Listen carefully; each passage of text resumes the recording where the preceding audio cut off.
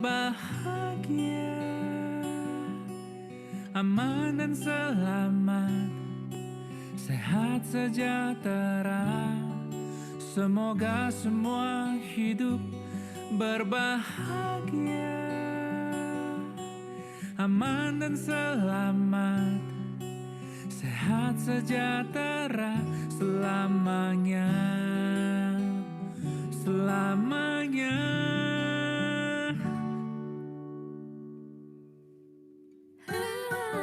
Semua yang di sini, wahai saudaraku, mari satukan hati, pancarkan cinta kasih, bebaskan diri dari dengki yang mencengkram hati.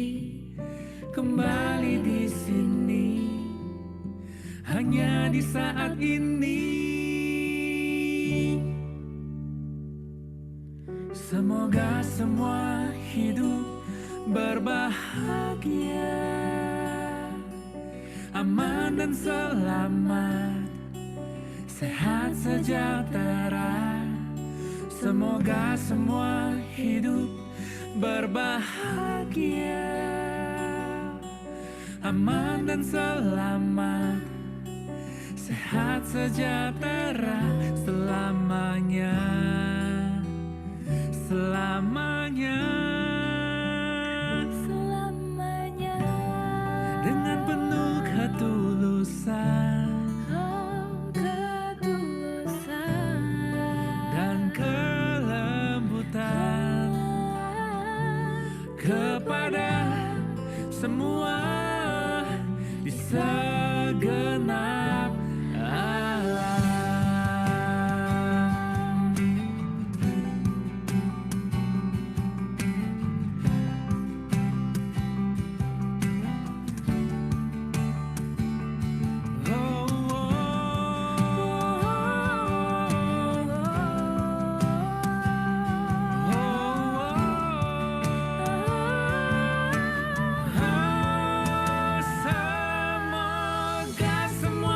Hidup berbahagia, aman dan selamat, sehat sejahtera. Semoga semua hidup berbahagia, aman dan selamat, sehat sejahtera selamanya.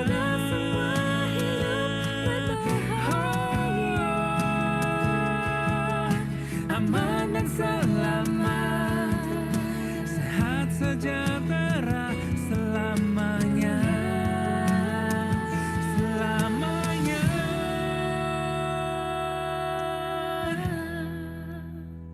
selamanya.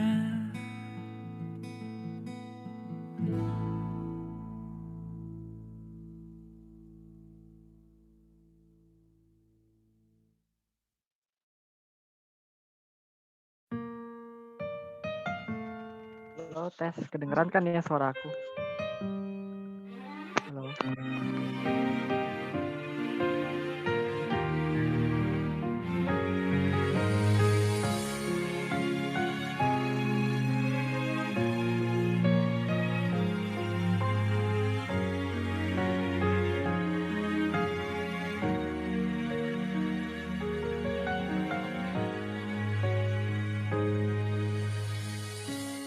I've been looking for so long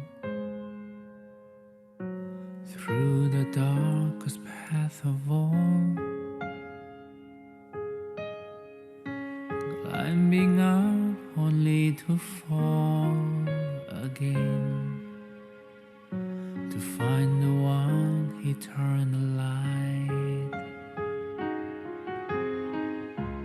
In the darkest time of night, I see the beautiful moonlight. Through the darkest time of life, I finally see the truth. The truth.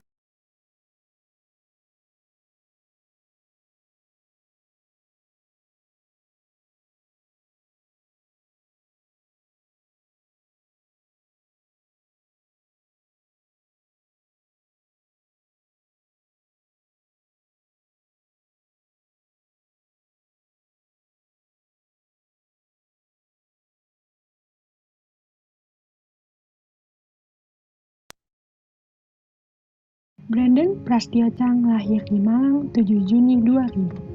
Sejak kecil, ia sudah terpikat dengan Dhamma. Sang mama mengundang guru agama Buddha ke rumah untuk mengajarkan Dhamma kepada beliau secara intensif. Dari sinilah perjalanannya dimulai. Pada Juni 2010, ia pertama kali mengikuti Pabaja Samanera di Serang. Lalu, ia menjadi Samanera sementara di Myanmar. Venerable Sir, I would like to request you to ordain me Samanera in order that I may become free from the cycle of suffering within existences and attain to Nibbana. Do you believe in the Buddha? Yes, Venerable Sir. Do you believe in the Dhamma? Yes, Venerable Sir. Do you believe in the Sangha? Yes, Venerable Sir. Jatahu Parajata Patigahana Veramani Sikkhapadang Samadhiyami. Appamadina Sambadita.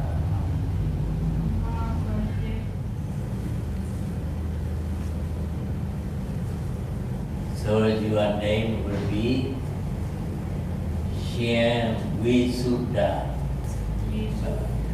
Then you have to memorize those 10 precepts by heart. Tahun 2011, Brandon mengikuti Buddhist Cultures yang diselenggarakan oleh Yasati. Lalu, ia kembali mengikuti Pabaja Samanera di Serang. Setelah program itu selesai, ia enggan untuk melepaskan jubah Samaneranya. Ia pergi ke Ngandat dengan tetap menjadi Samanera. Sampai pada acara ulang tahun Bante Kanti, barulah ia melepaskan jubah Samaneranya. Karena esoknya ia harus kembali ke sekolah. Di sekolah, ia berhasil meraih juara 2 lomba Sipa Dhamma Samaja. Karena begitu kuatnya wirya dan sada yang ia miliki, ia pun bertekad memakai jubah untuk selamanya. Pada 8 Juli 2012, ia pun ditabiskan menjadi Samanera dengan nama Shin Wisuddha Cara.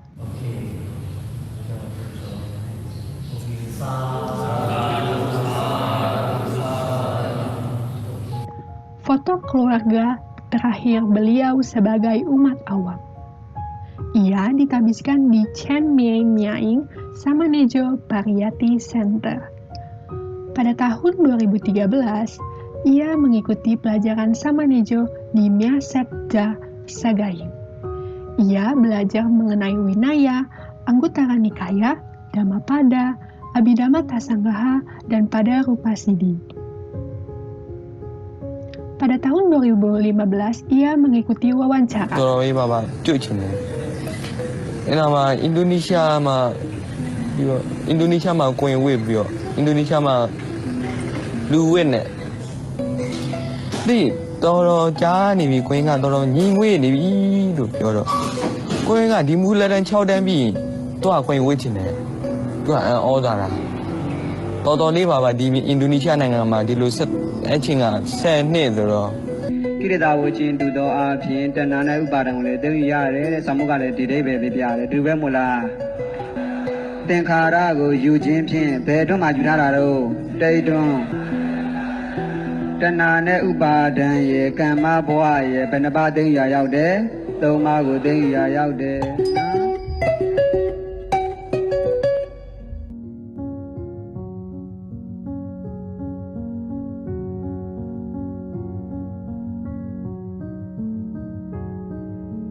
Tahun 2017, Shin Wisuddha Cara lulus Samanejo dan mendapatkan gelar Alankara, menjadi satu-satunya dalam sejarah sebagai Samanera foreigner yang berhasil lulus di Myanmar.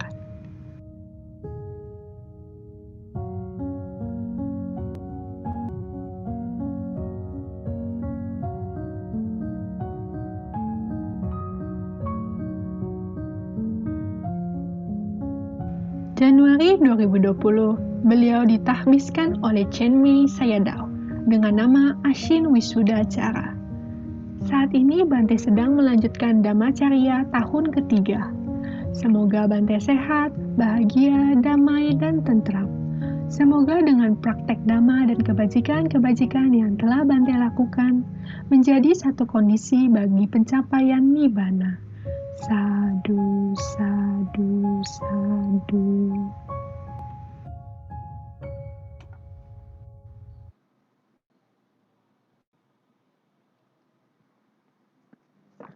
Selamat sore kepada teman-teman sedama.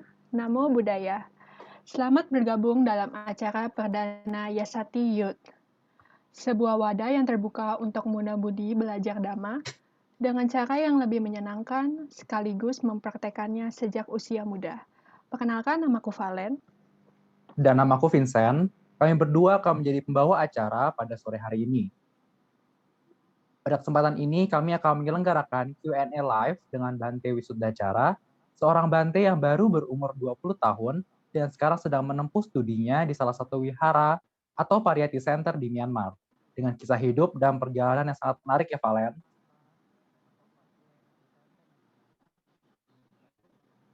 Teman-teman juga dapat mengajukan pertanyaan secara live lewat via Zoom ini dengan mengklik tombol raise hand, atau juga dapat melalui operator pertanyaan. Pertanyaan dapat bisa seputar Dhamma atau masalah-masalah pribadi yang sedang dialami oleh teman-teman sekalian dan ingin mendapatkan solusi yang sesuai dengan Dhamma.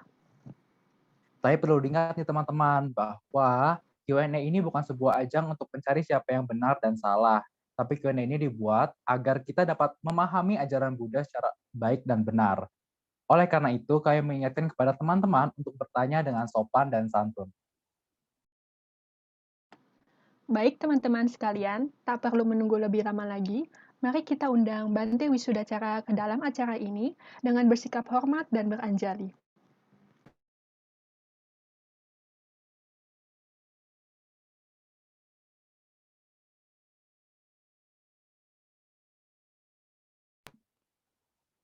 Namo Buddhaya Bante, selamat sore.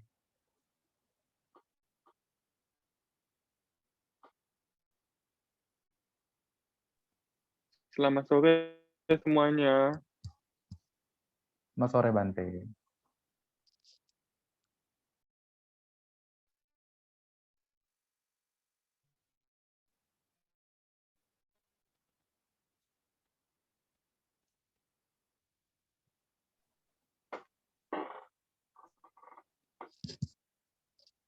Ya,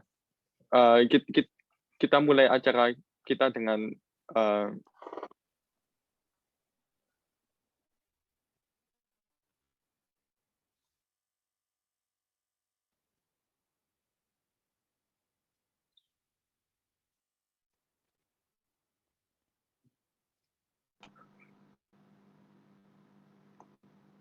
ya oke, kita hari ini sebelumnya mari lagi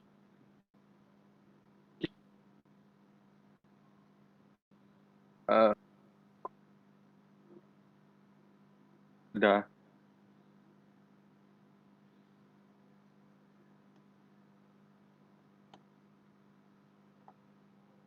kepada sama Namo tassa bhagavato arahato sama sambuddhassa. Namo bhagavato sama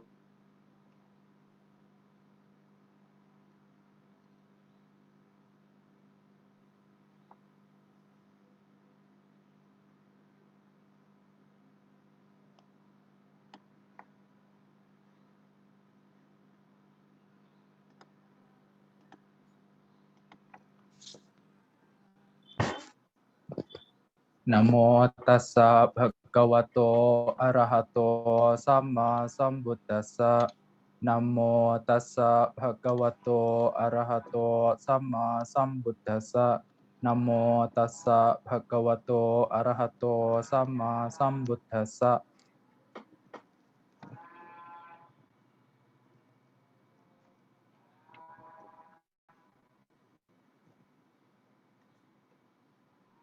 Namo Buddhaya Bante, apakah koneksinya sudah jelas? Sudah terdengar? Halo Bante?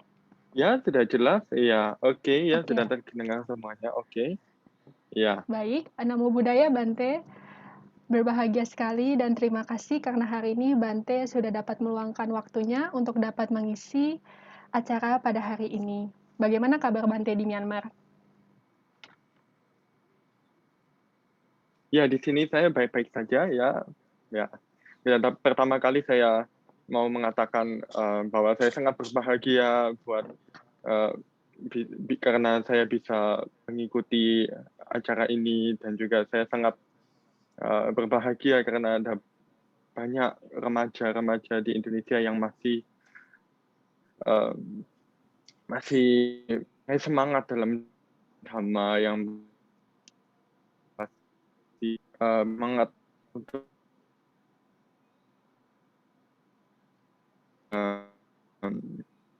memberikan waktu untuk karena datang ke acara ini.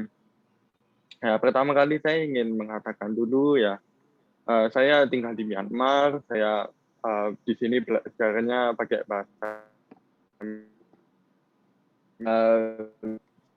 sehari-hari di Myanmar ya. Jadi kalau dalam bahasa Indonesia mungkin saya bisa ada kesalahan pada saat saya berbicara, mungkin ada mohon ya, kalau ada kesalahan ya pertama kali saya akan ya mohon maaf ya. Ya ujung-ujungnya saya baik-baik di sini. Nah, Ya Bante, di sini di Indonesia kami ya masih dalam situasi pandemi COVID-19 dan angkanya semakin hari juga semakin tinggi Bante. Untuk situasi di Myanmar sendiri, khususnya di tempat Bante sekarang, apakah cukup aman Bante? sekarang sih ya situasi COVID di Myanmar sih ya biasa saja ya, setiap hari ratusan begitu ya. Ya dan juga ada banyak hal juga yang terjadi di Myanmar di luar yang situasi-situasi yang Anda semua juga ketahui gitu, seperti kudeta dan yang lain-lain. Tetapi ya semua situasi-situasi tersebut ini bisa memberikan kita pelajaran untuk bisa lebih dekat kepada orang-orang yang lebih yang kita tinggal bersama, dan juga kita bisa mendalami diri kita sendiri, kita bisa mempunyai lebih banyak waktu untuk melakukan perbuatan baik, dan juga umat-umat di Myanmar juga di masa-masa ini bisa mendapatkan banyak kesempatan untuk melakukan perbuatan baik ya, karena situasi-situasi yang terjadi ini. Ya, begitulah situasi di Myanmar.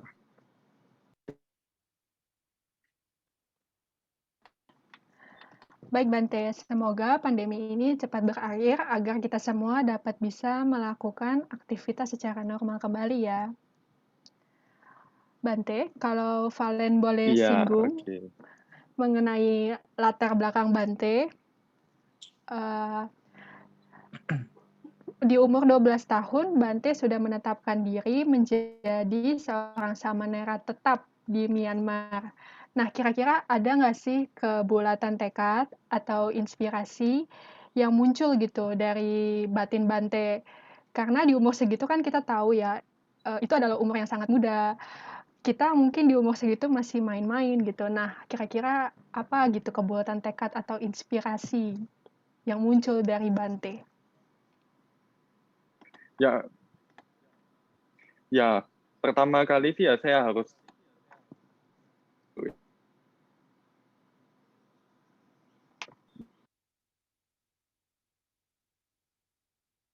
semua rezeki itu bisa ada usaha-usaha dari orang-orang lain gitu ya, dari orang tua saya, daripada guru-guru saya, teman-teman saya semua, karena mereka semua mendukung saya bisa dapat saya bisa mencapai saya bisa akhirnya umur 12 bisa menjadi Samanera.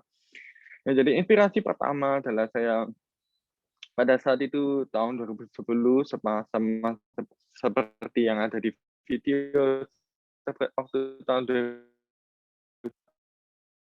mengikuti program Baja Samanera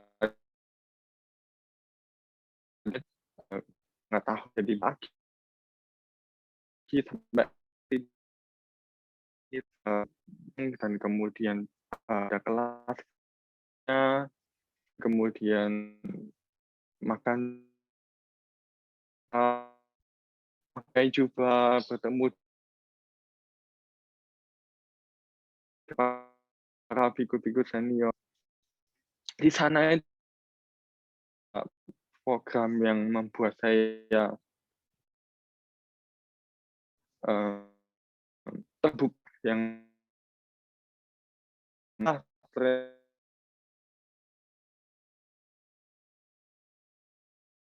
jalan yang harus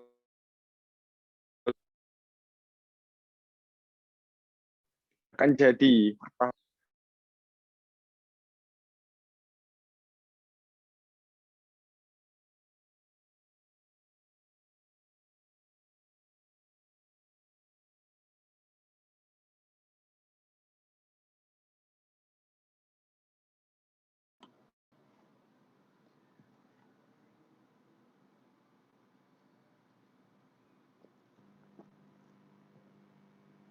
belajar mencari dhamma kepada saya dan kemudian ke wihara saya menemukan kepada istirahat biku ya hal-hal tersebut itulah yang memberikan tersebut itulah memberikan inspirasi.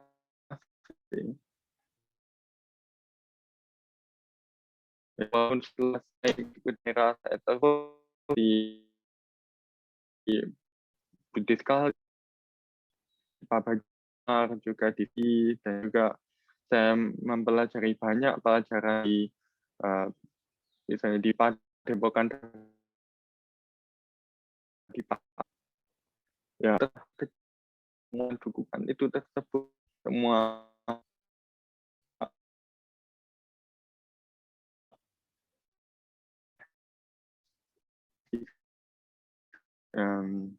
yaitu bukan tekad saya yang membuat saya terus belajar dan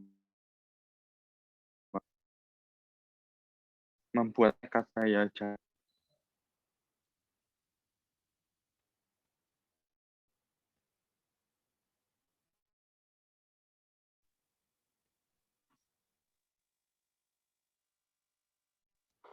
Iya, Bante. Apakah keluarga Bante langsung menyetujui keputusan Bante untuk menjadi seorang Samanera? Karena umur 12 tahun adalah umur yang masih sangat muda, dan ya apakah keluarga Bante langsung mengiyakan keputusan Bante tersebut?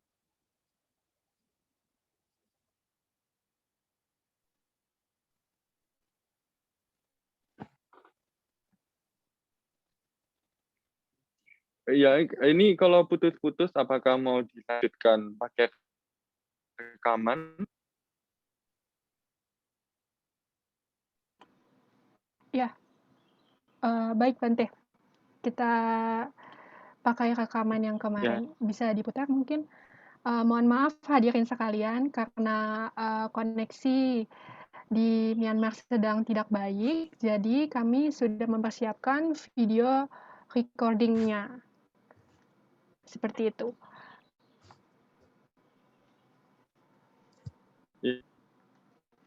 Oke, ya. Terima kasih Bante. Terima kasih Bante.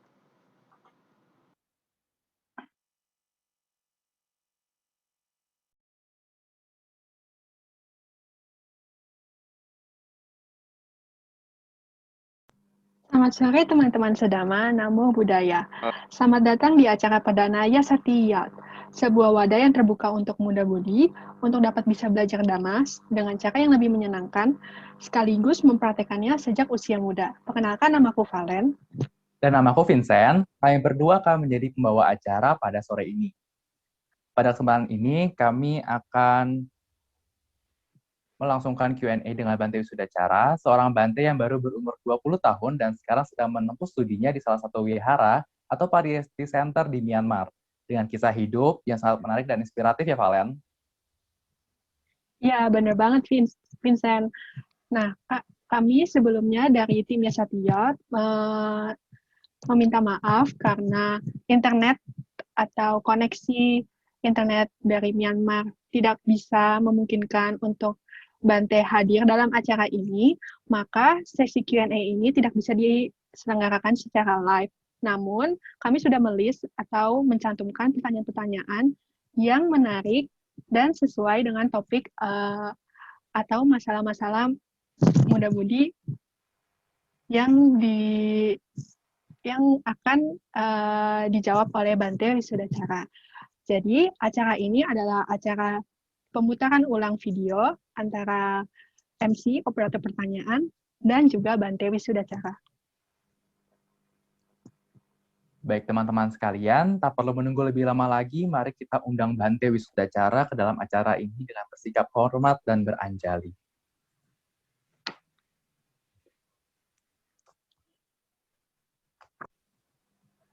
Kita mau mulai acara, mari kita membacakan bersikap anjali dan Namo tassa bhagavato arahato sama sambuddhassa. Namo tassa bhagavato arahato sama sambuddhassa. Namo tassa bhagavato arahato sama sambuddhassa. Namo tassa bhagavato arahato sama sambuddhassa. Namo tassa bhagavato arahato sama sambuddhassa. Namo tassa bhagavato arahato sama sambuddhassa. Namo Buddhaya, Bante. Iya, Namo Buddhaya. Berbahagia sekali dan terima kasih hari ini Bante sudah mau meluangkan waktunya untuk dapat bergabung dan mengisi acara Q&A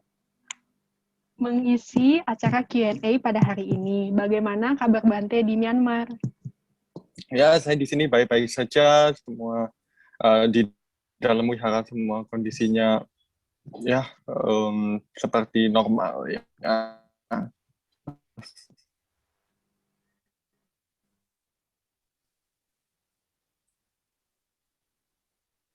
Ya Bante, kalau di Indonesia sekarang kondisinya lagi kurang baik karena kan pandemi di sini, angka kasus yang terkena COVID-19 juga cukup tinggi.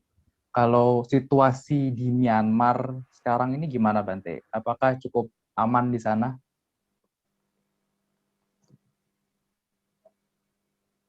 Ya, sekarang karena COVID-19 ini kita semua ya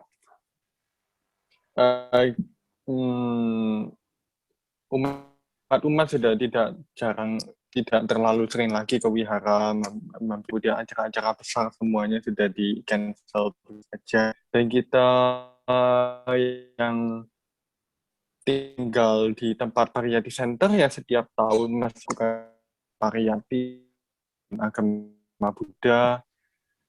Ya ujian-ujian ya setiap delay gitu dimundurkan, kadang-kadang ada beberapa begitu saja. Ya, tetapi tetap saja kita tetap berusaha untuk bisa hidup dengan bahagia dan damai dan tentram ya. Tetap saja mensyukuri apa yang kita punyai ya, dan tetap saja sabar atas kondisi yang terjadi sekarang ini. Iya. Baik Bante, semoga pandemi ini juga cepat pulih ya, agar kita semua dapat bisa melakukan aktivitas secara normal lagi dan dalam kondisi yang baik. Bante, kalau misalnya boleh disinggung mengenai latar belakang Bante, kira-kira apa sih yang membuat Bante tuh kepikiran untuk jadi samanera tetap di Myanmar? Karena kan di umur segitu, kita tahu umur itu adalah umur yang masih sangat muda, kebanyakan dari kita itu masih manja dengan orang tua, bermain-main. Nah, adakah semacam inspirasi atau kebutuhan tekad gitu dari Bante? Inspirasi ya nomor satu sih ya sebenarnya saya sejak kecil itu saya sudah saya kan terlahir di keluarga Buddhis gitu, jadi setiap minggu saya harus ke wihara saya ikut puja bakti, saya mendengarkan dhamma. Kemudian seperti yang ada di video tadi kan ya, setiap minggu ada guru agama Buddha yang mengajarkan begitu. Ya sejujurnya sih saya sejak kecil saya senang mendengarkan dhamma. Saya sangat menarik terhadap dhamma itu. Dhamma sangat karena saya sering ke wihara, saya sering melakukan aktivitas Buddhis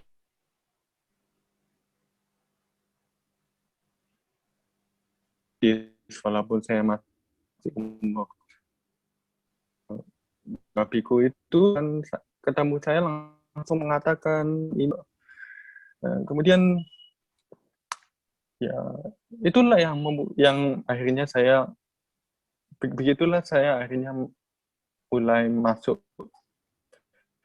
ke program Baja Samanera sementara tahun 2010 di Serang itu.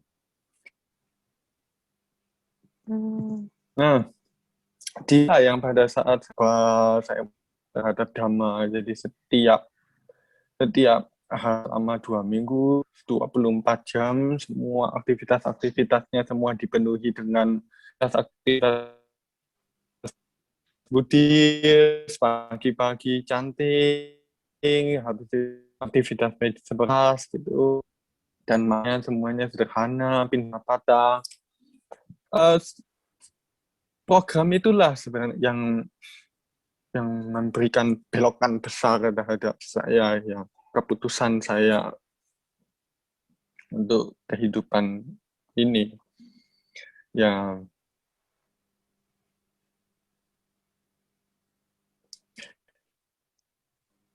pada saat itu saya merasa senang gitu aktivitas yang diadakan, sampai secara detail-detailnya itu sampai pada memakai jubahnya, sampai ya bertemu dengan biku setiap hari, bertemu dengan sangha, cantingnya, ya semua itu memberikan saya kebahagiaan yang saya merasa inilah seperti kebahagiaan seperti inilah yang saya mau alami sepanjang hidup saya.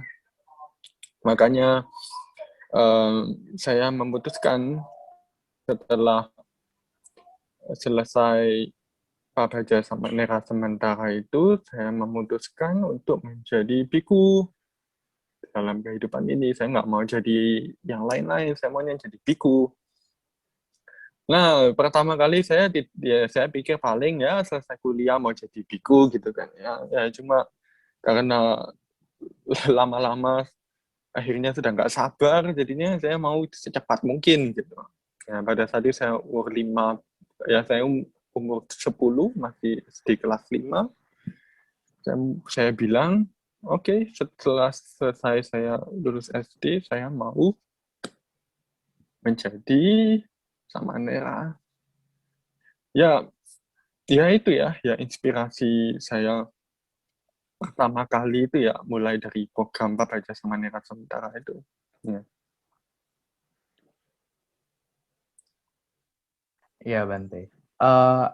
Apakah keluarga Bante langsung menyetujui keputusan Bante? Karena itu kan suatu keputusan yang cukup berat ya Bante ya, untuk meninggalkan kehidupan duniawi, lepas dari orang tua dengan umur yang masih sangat muda Bante.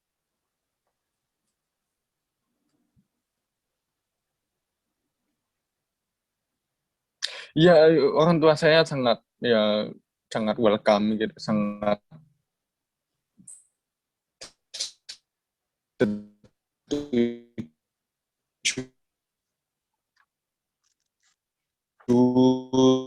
sangat senang gitu ya. Memang pertama kali gitu kan ya gitu, sampai itu ya akhirnya ya juga bikin tekad saya gitu, dan mereka ya dengan bahagia setujui keinginan saya untuk menjadi sama Nera. Luar biasa sekali ya Bante. Keluarga khususnya orang tua dapat bisa memberikan dukungan penuh terhadap keputusan Bante. Nah, saat di awal Bante menjalankan kehidupan sebagai seorang Samanera tetap di Myanmar, kan pasti ada bedanya tuh Bante, dari umat awam yang tadinya umat awam terus berpindah jadi seorang Samanera. Nah, kira-kira bisa diceritakan mungkin Bante aktivitasnya gitu saat awal-awal? Ya, saat awal-awal pertama kali saya ke Myanmar, saya langsung dikirim ke Pariyati Center. Saya langsung perginya itu ke Pariyati Center. Karena kan saya masih muda, jadi saya perginya ke jalur belajar dulu lah ya, belajar dulu baru saya pergi ke jalur meditasi. Jadi karena saya tinggal di tempat Pariyati Center, ya tempat itu aktivitasnya ya seharian belajar, seharian sejak pagi, bangun pagi gitu ya, sama seperti biasa ya, chanting gitu, chanting, membaca parita, habis itu makan pagi, habis itu sejak pagi sampai siang belajar, ada kelasnya juga 1 jam, tapi yang lain ya waktu-waktu lain juga belajar, makan siang, kemudian seharian ya belajar, sore chanting, habis chanting sampai malam ya belajar. Ya belajarnya sih ya, awal-awal saya harus belajar bahasa Myanmar. Saya harus mendalami dulu bahasa Myanmar saya supaya bisa mempelajari Tipitaka lebih dalam. Ya, sambil saya belajar bahasa Myanmar, saya juga sambil belajar bahasa Pali juga sedikit-sedikit.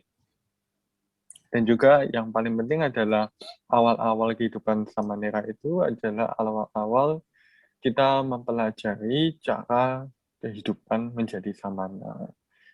Nah, hari-hari itu kita harus benar-benar memperbaiki semua sikap-sikap pada saat umat gitu, semua pola pikir kita juga semua harus diganti gitu, karena kita kan sudah berbeda, sudah bukan umat lagi, kita sudah memakai jubah yang diberikan oleh Sang Buddha ini, ya kita sudah harus banyak berubah. Memang awal-awal sih ya agak sulit, cuma semua aktivitas itu tersebut berjalan dengan lancar. Ya, baik Bante. Apakah ada perasaan rindu atau gejolak batin yang muncul di awal latihan?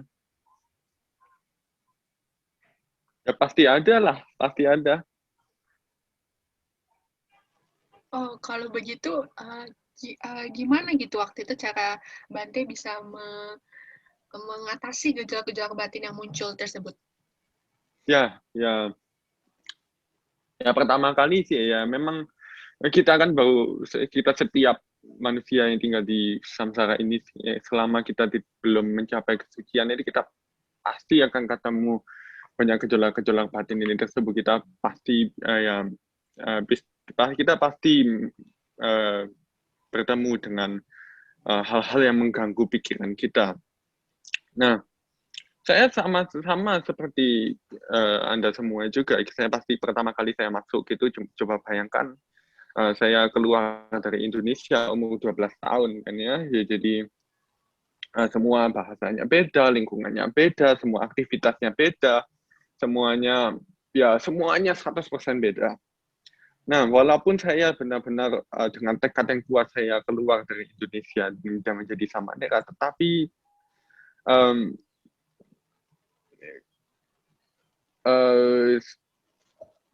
gejolak batin itu tetap saja akan ada. Ya. Salah satunya apa ya? Cara yang paling efektif bagi saya adalah yang paling penting adalah saya harus mengetahui kenapa saya datang ke Myanmar ini, kenapa saya menjadi Samanera ini.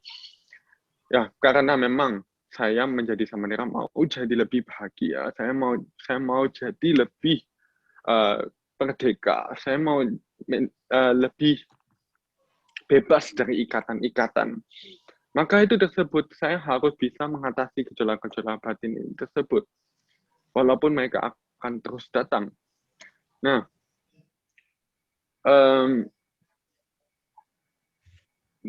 apa yang saya pakai caranya adalah nomor satu saya harus sabar. Tetap saja saya harus react-nya, saya harus menanggapi bahwa gejolak-gejolak batin ini bukan sebagai musuh. Ya. Jadi kita tetap harus welcome. Kita harus memberikan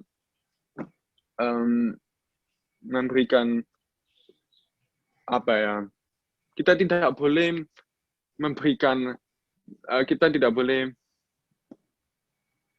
menunjukkan hal-hal yang buruk terhadap gejolak-gejolak batin ini. Dengan kata lain, kita tidak bisa marah terhadap gejolak batin ini. Kita tidak bisa juga melekat terhadap gejolak batin ini. Kita tetap harus mindful kalau gejolak batin ini terjadi. Pada saat kita mindful, pada saat kita sadar bahwa gejolak batin ini terjadi, baru ada yang akan datang. Step yang akan datang adalah untuk menanganinya.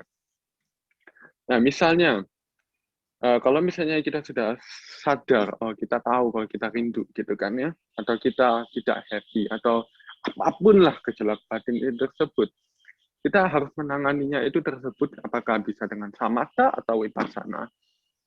Misalnya kalau dengan vipassana kita bisa mencatat itu.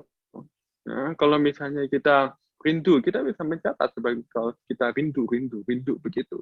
Dengan sabar, dengan kesadaran yang penuh. Ini sangat penting. Atau juga kita di sini juga diajarkan bukan cuma satu cara untuk vipassana itu tersebut, kita diajarkan banyak objek-objek samatha juga yang juga bagi saya sangat penting juga dan juga sangat ditekankan juga bahkan oleh para guru vipassana yang sangat terkenal di Myanmar ini, bahkan termasuk Mahasiswi Adol sendiri juga menekankan untuk bermeditasi samatha ini, untuk mengembangkan samatha bhawana ini sebelum bermeditasi vipassana. Nah, apakah itu misalnya kita di sini diajarkan untuk samatha bhawananya adalah metta misalnya, cinta kasih misalnya. Nah, yang sering saya alami gitu, yang sering saya lakukan misalnya kalau saya merasa tidak enak batinnya, misalnya saya rindu atau misalnya saya lagi marah atau lagi bete gitu kan ya. Yang sering saya pikirkan adalah, wah, saya tidak sendirian. Saya bukan saya sendiri yang merasakan ini. Seluruh orang di dunia ini akan merasakan gejolak-gejolak batin ini. Semua makhluk yang belum terhindari dari kilesa, yang masih belum bisa mencapai Arya gitu, pasti akan mengalami gejolak-gejolak batin ini, dan pasti mereka mau nggak mau ya akan menderita sedikit atau banyak. Nah, saya bisa mengalihkan. Semoga mereka terbebas dari gejolak-gejolak batin ini, dan semoga mereka bisa berbahagia. Ya. Dan juga kita bisa memikirkan kepada orang-orang yang kita cintai, misalnya keluarga kita, guru-guru kita, teman-teman kita, mereka pasti mempunyai masalah-masalah mereka sendiri. Mereka pasti mempunyai problem-problem mereka sendiri. Semoga mereka bisa mengatasi ini dengan baik. Semoga mereka bisa sadar terhadap gejala batin ini, dan semoga mereka bisa langsung mencari solusi dan terus berbahagia. Nah, itu contoh dari Meta. Ada lagi diajarkan Buddha Nusati. Ini sangat juga diajarkan di tempat saya di sini. Buddha Nusati misalnya. Sang Buddha mempunyai sifat-sifatnya 9. Ya, jadi di Buddha Nusati, Itipiso, Bhagawa, Arahang, sama Sang Buddha, dan lain-lain ya. Di sana Arahang artinya ada dari Sang Buddha mempunyai sifat pertama, yaitu Arahang. Arahang itu berarti Sang Buddha telah membunuh semua kilesa. Jadi Sang Buddha sudah tidak mempunyai kilesa sama sekali, sudah tidak mempunyai kekotoran batin sama sekali. Nah, sama seperti juga para Arya, mereka tidak mempunyai kilesa, mereka tidak mempunyai kekotoran batin sama sekali. Ya. Kita sebagai murid Sang Buddha, apakah kita pantas untuk melekat terus terhadap gejolak batin ini? Apa kita pantas untuk terus-menerus lengket terhadap gejolak batin ini, sedangkan guru kita yang Sang Bhagawa yang Maha Suci ini tidak mempunyai kekotoran batin sama sekali? Dan bahkan misalnya kita coba bayangkan, kita sini mempunyai gejolak batin sedikit saja misalnya, kita pasti merasa tidak nyaman. Misalnya kita rindu misalnya, kita pasti merasa tidak nyaman. Kita bete misalnya, kita pasti merasa tidak nyaman. Kita merasa lonely, kita merasa kesepian, kita pasti tidak merasa happy, kita pasti merasa tidak nyaman. Jadi yang pasti apa yang kita ketahui bahwa semua gejolak batin ini, kalau kita tidak mempunyai kemelekatannya, ya kalau misalnya berhubungan dengan dosa ya, kayak berhubungan dengan rindu, kerinduan, ayam dan lain-lain, itu semua berhubungan dan memberikan hasil ketidakmenyenangkan kepada diri kita. Dan juga misalnya ya saya memberikan perumpamaan soal loba misalnya, nafsu misalnya. Oke, kita misalnya mau sesuatu, misalnya kita harap sesuatu. Apakah setiap orang bisa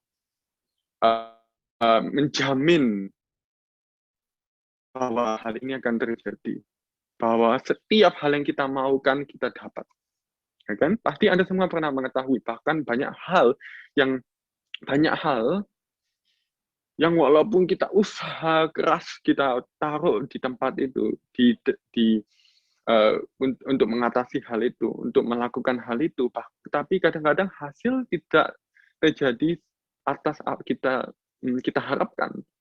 Jadi bahkan hal-hal seperti loba pun yang biasanya kita lekati itu tersebut kadang-kadang bisa memberikan ketidaknyamanan.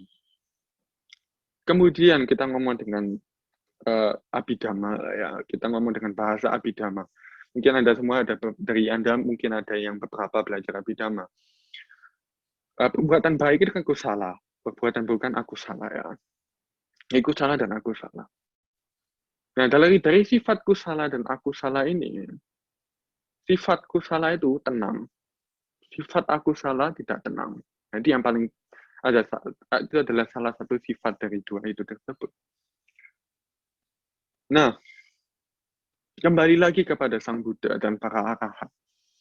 Coba kita pikir, Sang Buddha, bayangkan Sang Buddha sejak menjadi Buddha tidak mempunyai kekotoran batin apapun yang sekecil apapun.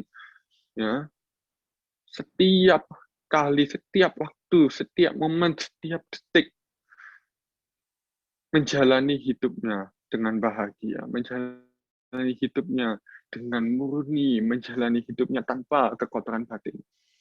Bayangkan gimana rasa bahagianya itu.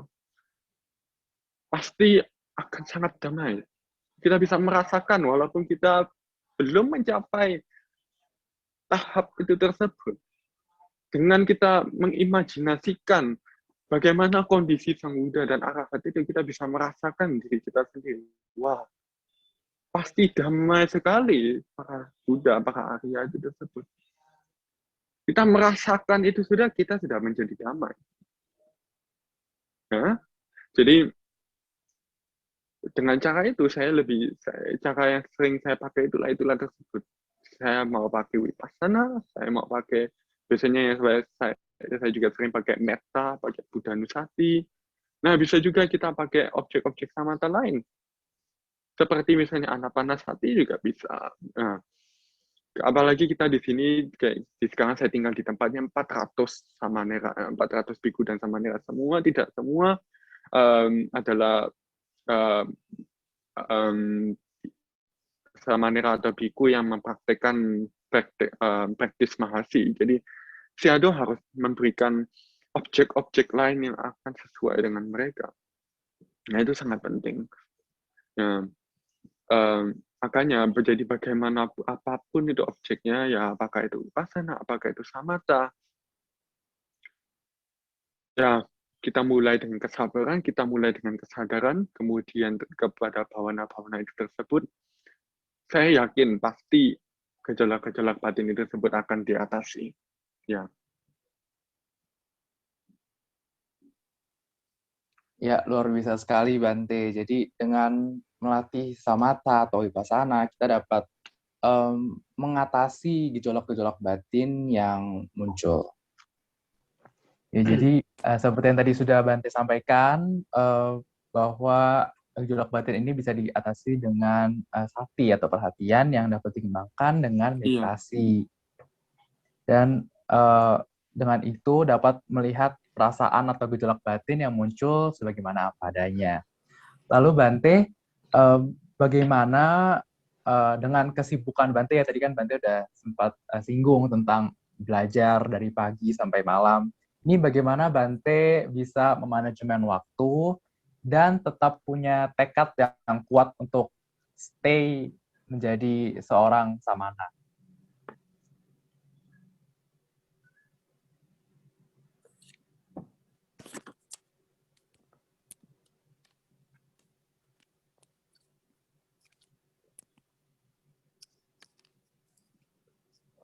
Konsistensi waktu itu maksudnya gimana?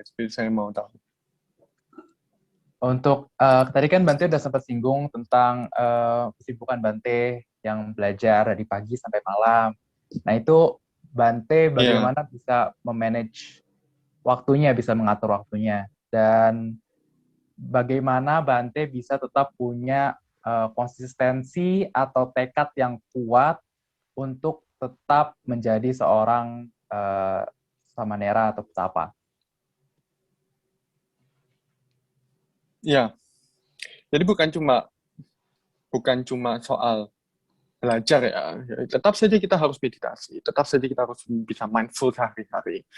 Ya, saya tadi mengatakan soal sakti, itu saya mengatakan perumpamaannya terhadap kehidupan sehari-hari. Tapi kita juga harus penting untuk bisa memberikan waktu untuk meditasi jalan, meditasi tutur dalam sehari-hari.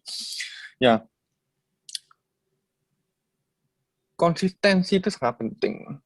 Apapun yang kita lakukan, apakah kalau misalnya saya mau memberikan perumpamaan, kalau kita belajar misalnya, belajar seminggu sekali dan belajar setiap hari itu beda.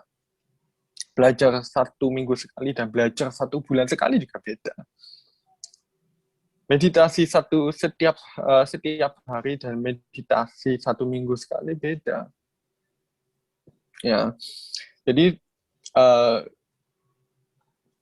ada hal-hal itu tersebut itu hanya bisa akan memberikan hasilnya kalau kita melakukannya itu tersebut secara konsisten.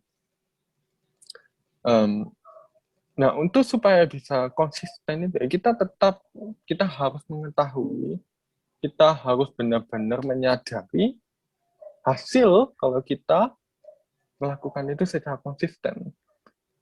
Misalnya kalau kita mau belajar, misalnya kita mau lulus ujian yang banyak, mau lulus ujian terus, mau jadi orang pintar, ya pasti tetap harus belajar dengan konsisten. Kalau kita mau mencapai misalnya, kalau misalnya mencapai nirvana paling tinggi ya, kalau saya mengatakan yang paling tinggi. Kalau misalnya ya paling bawah misalnya, kita mau bisa mengkontrol pikiran kita, kita mau bisa mengatasi gejala-gejala batin kita harus melatih meditasi, melatih sakti itu tersebut. Bukan cuma pada saat meditasi duduk, bukan cuma pada saat jalan, tapi setiap hari, setiap momen. Mindfulness every day itu.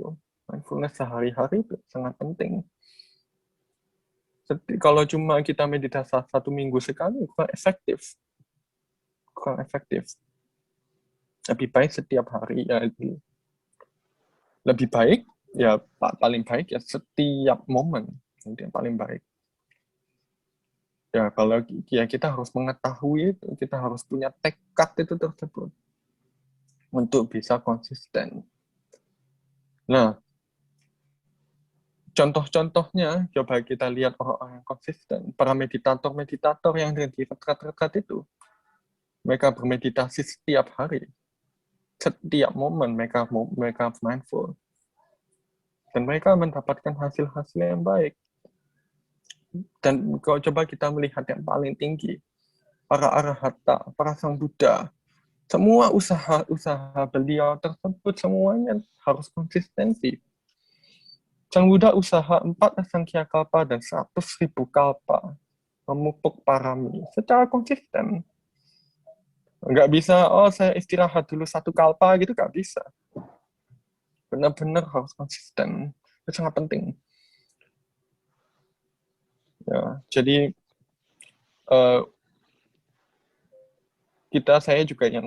saya sebagai pelajar ya juga harus tetap.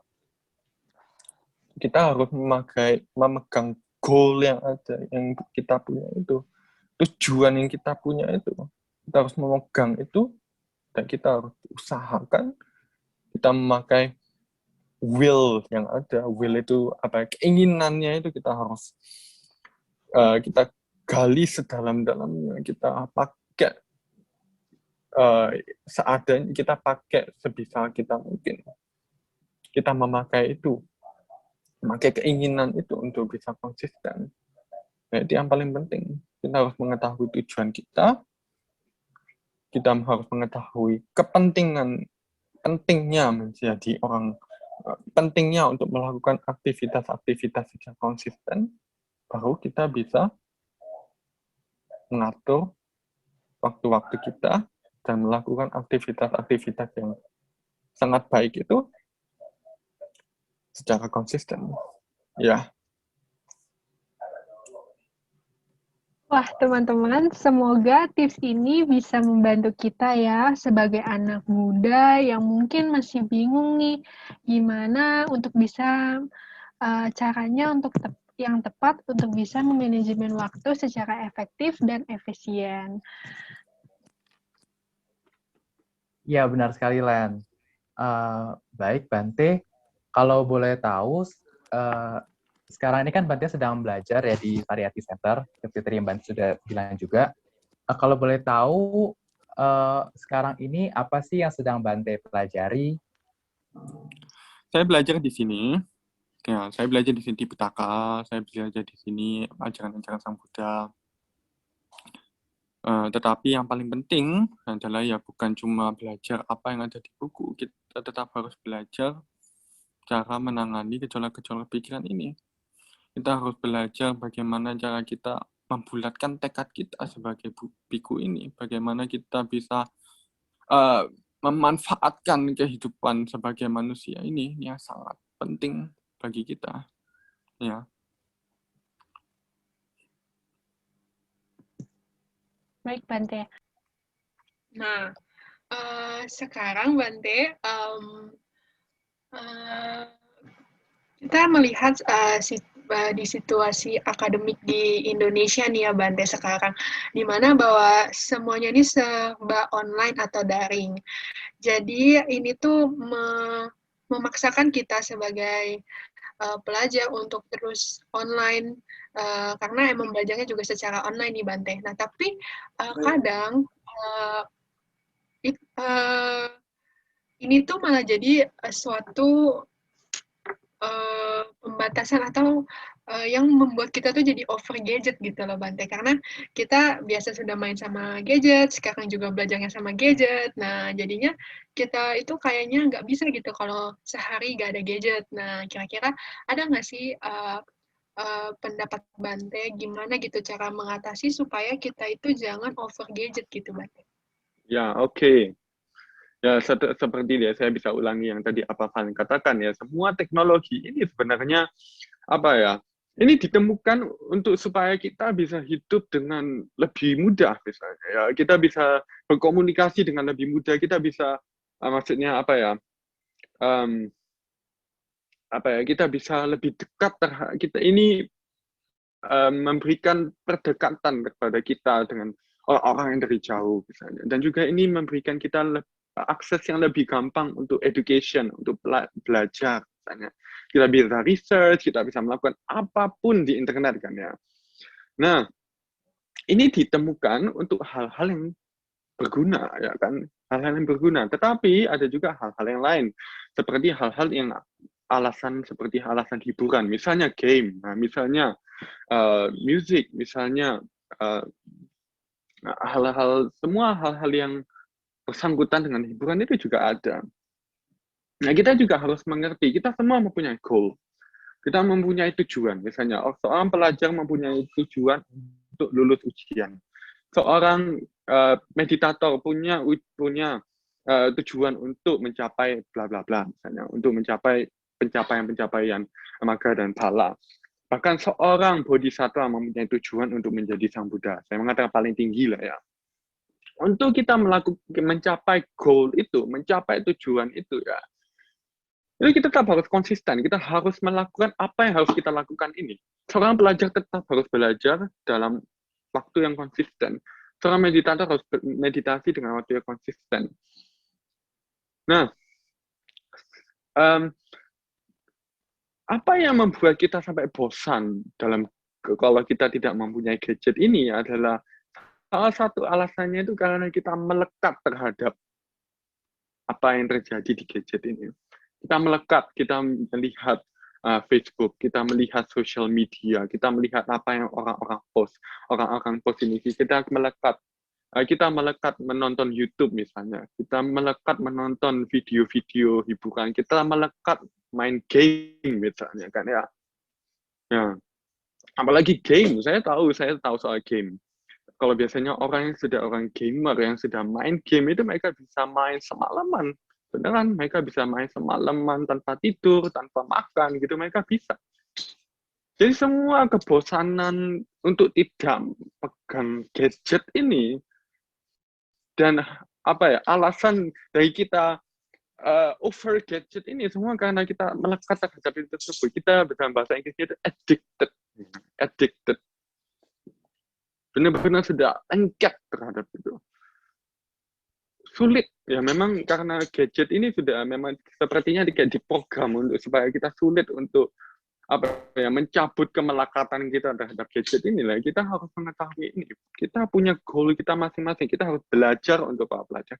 Para meditator harus meditasi. Para pekerja, orang yang kerja di kantor, mereka harus kerja dengan konsisten. Ada satu yang saya suka di gadget satu lagi, namanya screen time. Setiap kali saya pakai, setiap hari saya selalu lihat screen time.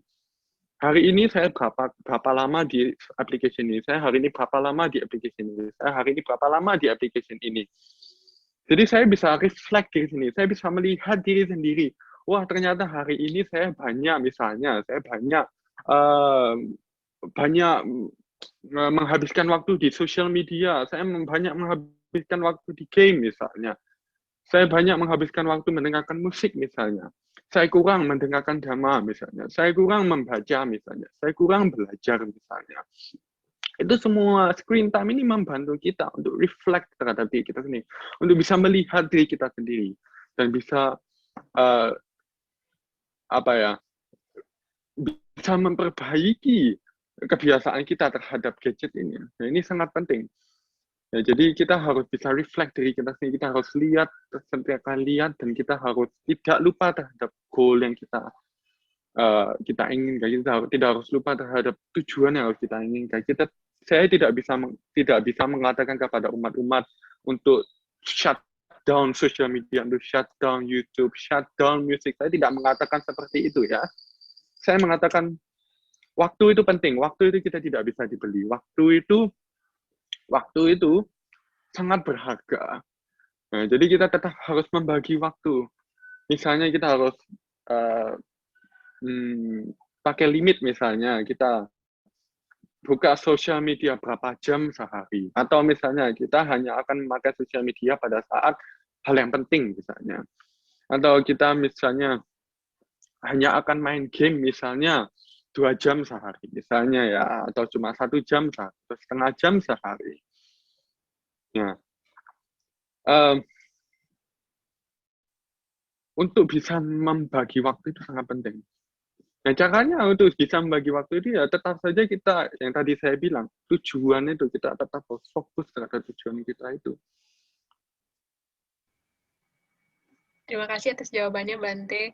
Semoga dapat bisa membantu teman untuk bisa mengatasi over gadget. Mungkin bisa lewat screen time, karena memang di handphone itu sekarang udah ada settingan untuk screen time. Jadi kita bisa juga analisa seberapa lama sih kita tuh main di aplikasi ini, di aplikasi itu, dan itu akan lebih mempermudah kita untuk kayak, oh ternyata kita nih main udah terlalu lama gitu, dan bisa langsung balik lagi mungkin ke belajar atau membaca buku, seperti itu ya Bante ya? Iya. Oke, sekarang kita akan membuka sesi Q&A. Pertanyaan-pertanyaan ini sebenarnya sudah didiskusikan dulu, pertanyaan-pertanyaan seputar mengenai masalah-masalah yang remaja hadapi di masa kini, dan semoga jawaban dari Bante ini bisa membantu kita supaya lebih mengalihkan kita sebagai remaja Buddhis untuk bisa belajar Dhamma lebih baik, lebih dalam, dan mempraktekannya dalam kehidupan kita sehari-hari.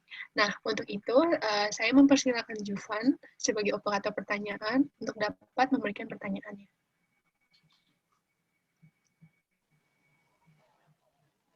Budaya Bante, berikut ini adalah beberapa pertanyaan yang mau saya sampaikan terkait berbagai permasalahan yang muncul di kehidupan kita sehari-hari, terutama kepada orang-orang di usia remaja seperti kami.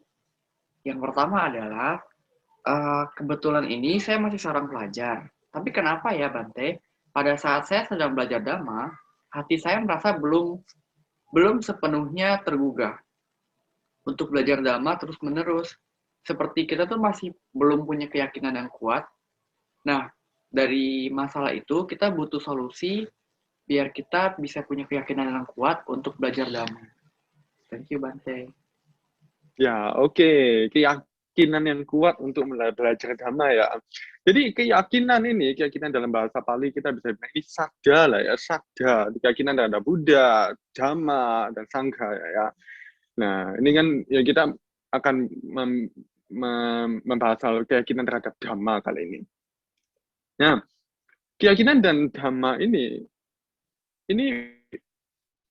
terkoneksi, mereka sama-sama. Jadi misalnya seperti ini, apa yang saya mau katakan adalah, kita tidak bisa diam-diam duduk saja, kita minta, oh tolong deh, tolong kasih saya keyakinan untuk menegakkan Dhamma. No. Keyakinan tidak datang sendiri-sendiri, kayak datang sebagai kejutan gitu, wah gitu. Untuk memberikan keyakinan. Jadi tidak, keyakinan ini kita harus munculkan, kita harus latih keyakinan ini. Nah, caranya gimana keyakinan ini? Caranya apa? Belajar Dhamma. Ujung-ujungnya, jadi untuk mendapatkan keyakinan, supaya keyakinan kita ini kuat, caranya untuk belajar Dhamma. Nah, jadi untuk belajar dhamma, ya kita juga harus mempunyai will untuk belajar dhamma. Nah, will-nya ini, keinginan untuk belajar dhamma ini yang penting. Kita harus bisa mengetahui bahwa kalau kita belajar dhamma, lebih banyak kita belajar, lebih semua kualitas-kualitas pikiran baik ini bertambah. Sejujurnya, pada saat saya pertama kali selesai Pabajasa Samanera ya, pada saat saya selesai Pabajasa Samanera, saya umur 10 tahun. Jadi pada saat itu saya belum, knowledge saya terhadap dhamma itu sedikit. Jadi benar-benar saya cuma karena saya senang begitu saja di kehidupan, saya senang dalam kehidupan Samanera, saya senang belajar dhamma begitu saja saya belum betul-betul pintar dalam dhamma. Saya bukan betul-betul dalam banget terhadap dhamma. Tetapi pada saat setelah saya mempunyai inspirasi dari program Pabajasa Samanera itu bahwa saya ingin menjadi Samanera misalnya. Kemudian baru saya mulai belajar dhamma lebih dalam, belajar dhamma lebih gugup karena saya mengetahui bahwa dhamma ini sangat penting akhirnya ternyata. Dhamma ini sangat penting untuk supaya kita bisa tetap mindful, tetap bahagia, tetap damai, tetap tentram. Ini sangat penting. Dan apa yang akan terjadi setelah kita banyak belajar dhamma, bukan cuma keyakinan itu tersebut. Keyakinan, kemudian kesadaran, kemudian usaha, konsentrasi, kebijaksanaan, semua kualitas-kualitas pikiran yang baik itu semua akan bertambah. Ya, bahkan banyak di zaman Sang Buddha banyak hanya mendengarkan dhamma aja langsung mencapai Arya, langsung jadi arahat, langsung jadi sotapanna, langsung mencapai nibbana. Banyak cerita-cerita yang membuktikan bahwa belajar dhamma ini sangat penting. Ya. Jadi keyakinan ini memang kita juga perlu pada saat awalnya. Kita harus yakin bahwa memang dhamma ini akan memberikan hasil yang sangat luar biasa. Dhamma ini sangatlah penting, dhamma inilah sangatlah berharga. Ini sangat penting untuk kita bisa yakin itu tersebut dulu. Kemudian kita harus usahakan diri kita sendiri, walaupun kita memang ada banyak gejolak-gejolak pikiran yang akan menutup jalan kita untuk mendengarkan dhamma itu, menutup kita untuk mendengarkan dhamma, kita tetap harus berusaha, kita harus tetap usahakan saja, dengar aja dhamma itu sangat penting. Baru kemudian kita bisa mengharapkan semua kualitas-kualitas pikiran yang baik-baik itu, yang luar biasa itu datang ke diri kita. Ya. Tetapi tetap harus konsisten. Dan kemudian ada satu lagi hal yang penting dalam belajar dhamma yang harus diketahui. Dhamma itu ada banyak macam. Ya, dan juga misalnya ada dhamma yang misalnya lebih fokus terhadap kehidupan rumah tangga. Ada dhamma yang lebih fokus misalnya kayak dhamma di sana yang lebih fokus terhadap teori misalnya abhidhamma yang dalam-dalam misalnya. Kayak misalnya sutta kelas, abhidhamma kelas, gitu kan ada dhamma-dhamma seperti itu. Ada juga dhamma retret. Nah, dhamma yang benar-benar dhamma di sana yang diajarkan di retret misalnya seperti 10 hari, retret 7 hari. Jadi semua dhamma-dhamma itu berbeda dan mereka semua mempunyai fungsi-fungsi yang berbeda. Misalnya saya mau mengatakan sesuatu. Dhamma-dhamma yang di retret, yang diajarkan di retret, misalnya retret 10 hari, retret 5 hari, mereka akan mengajarkan dhamma lebih mendalami, mereka akan menekankan untuk berusaha dalam meditasi, untuk mencapai nibbana dalam kehidupan ini. Untuk tetap usahanya kuat. Untuk tidak lengah dalam meditasi, untuk tidak lengah, untuk sadar setiap waktu, setiap momen. Nah, kadang-kadang dhamma-dhamma itu tersebut kurang bisa connect terhadap misalnya kehidupan rumah tangga di luar di kota. Misalnya, orang-orang yang mengantor, orang-orang yang belajar di sekolah. Mungkin ada beberapa sutta yang misalnya ngomong terlalu dalam terhadap nibbana, untuk keluar dari samsara, untuk mencapai nibbana. Nah, jadi dhamma-dhamma retret itu sangat pas untuk mereka yang bermeditasi di meditation center. Nah, sangat pas buat mereka yang meditation center. Dan juga ada beberapa dhamma yang pas buat kehidupan rumah tangga, kehidupan misalnya suami istri, kehidupan keluarga, kehidupan para pelajar misalnya. Nah, kadang-kadang hal-hal itu tidak pas buat mereka yang sedang bermeditasi di meditation center, yang sedang retreat misalnya, retreat 10 hari yang benar-benar sudah mendalami, misalnya sudah memberikan semuanya untuk retreat itu. Kadang-kadang kurang pas, terlalu enteng misalnya. Nah, kita yang hidup di luar ini, hidup di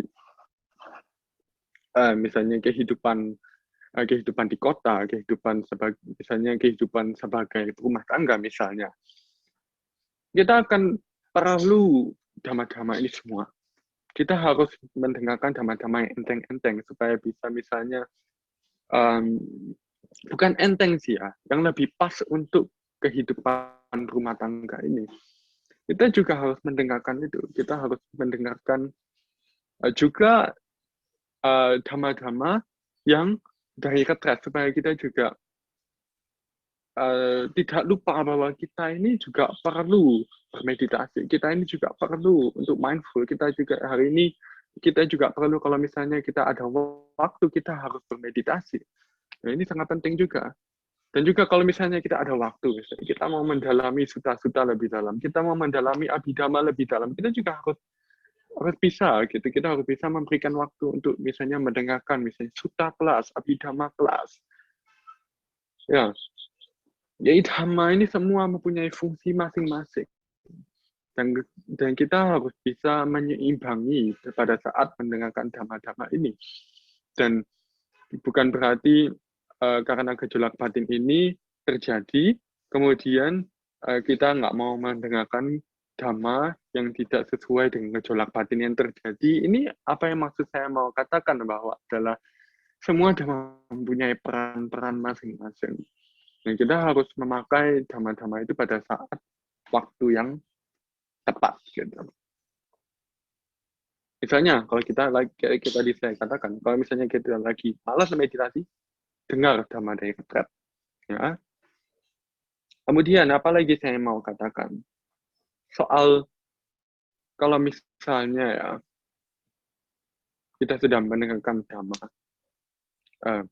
kita sudah ingin bermeditasi misalnya, kita sudah mendengarkan banyak dhamma, pasti ada orang-orang tersebut mempunyai sadda dan mempunyai keinginan untuk bermeditasi, itu pasti.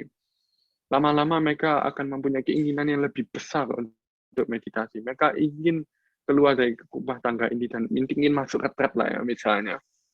Saya banyak ketemu orang seperti itu. Nah, pada saat hal itu misalnya tidak mendukung, nah, misalnya, ya saya tidak mau mengatakan tidak mendukung ya. Misalnya belum waktunya misalnya akan hanya waktu pada saat sekarang belum bisa misalnya masuk retreat, belum bisa bermeditasi. Kita harus saya sudah mengatakan di awal-awal bahwa meditasi itu bukan cuma meditasi duduk. Ya, meditasi itu ada banyak. Meditasi duduk, meditasi jalan, meditasi kehidupan sehari-hari. Selama kita tinggal di kota misalnya, kita sebagai pelajar, apakah kita kerja di kantor, apakah kita melakukan hal-hal yang lain, kalau kita tidak di retreat.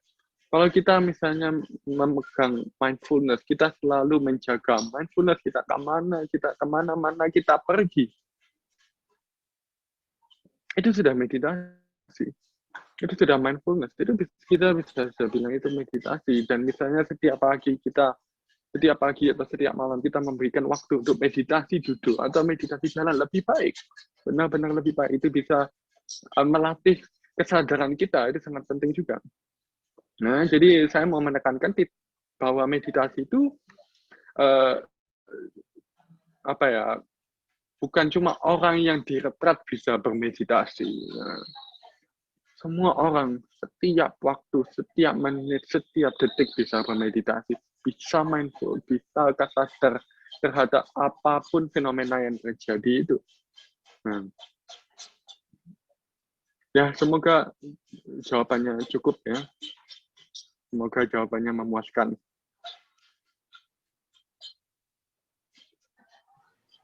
Terima kasih Bante sudah menjawab pertanyaan pertama dari kami. Kemudian ada pertanyaan lagi Bante. Ya. Kami adalah masih seorang anak SMA. Gampang sensitif, gampang overthinking, suka membingungkan diri sendiri membandingkan diri sendiri dengan orang lain. Selalu merasa tidak puas diri, labil, kadang suka bingung maunya apa, atau apakah ada solusi yang sesuai dengan ajaran Buddha untuk mengatasi masalah yang biasa dialami oleh remaja, gejala-gejala seperti tadi itu, gampang sensitif, overthinking, suka membandingkan diri sendiri dengan orang lain. Jadi kita juga tidak over, kita bisa mendapatkan kenyamanan diri, tapi tidak over kepedean atau sombong, supaya muncul keseimbangan batin dalam diri kita. Thank you. Iya, oke. Jadi anak-anak remaja ya itu memang sangat common ya, sangat biasa untuk bisa ketemu seperti gampang sensitif, ya, overthinking, suka membandingkan diri dan yang lain-lain. Jadi semua emosi-emosi itu tersebut berbeda. Nah, walaupun berbeda, semua situasi-situasi yang tersebut itu solusinya cuma inti solusinya cuma satu, sati. Nah, jadi sati. Misalnya, oke, saya coba bedah satu-satu ya. Gampang sensitif misalnya. Gampang sensitif itu kan berarti misalnya sedikit-sedikit bisa marah besar. Sedikit-sedikit bisa keinginannya bisa jadi besar. Sedikit-sedikit bisa pede besar. Sedikit-sedikit bisa bisa khawatir besar. Itu gampang sensitif. Nah, itu solusinya. Kalau misalnya itu sudah terjadi misalnya kalau kita sudah marah besar, itu kita sudah sulit untuk bisa fokus terhadap solusi-solusi itu tersebut. Kita sudah sulit untuk bisa menarik diri kita sendiri kepada hal yang harus kita lakukan. Karena itu ya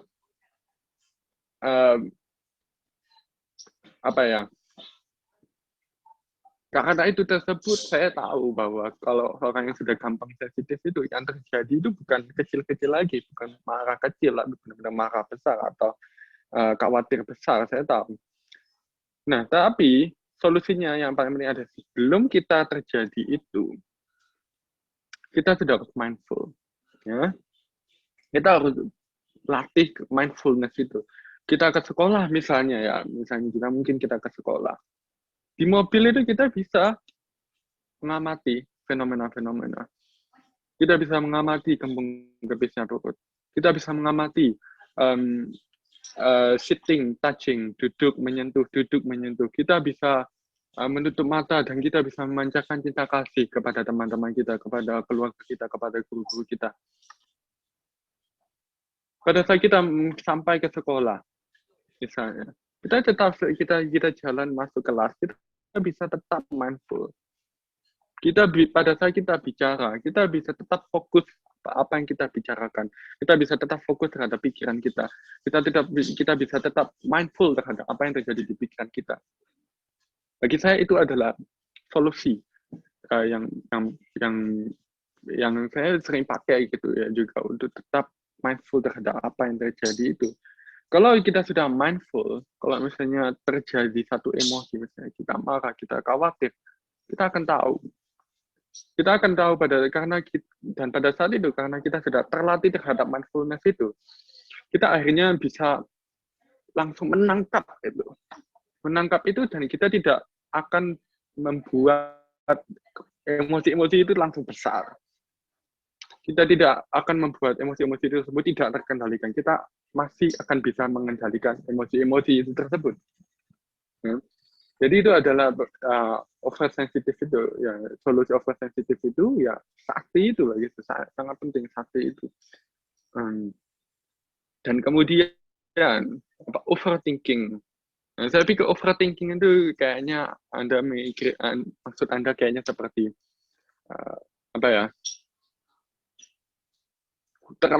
pikirannya terlalu berlari-lari kemana-mana, atau juga bisa juga benar-benar halnya yang kecil, khawatirnya besar. Nah, gitu kan sering terjadi. Saya juga sering terjadi. Apalagi buat Anda yang masih ada ujiannya. Saya tahu. Kadang-kadang kekhawatiran itu sering. Nah, itu apa yang harus kita renungkan. Kita sudah usahakan sebisa kita. Kita sudah usahakan sepenting kita.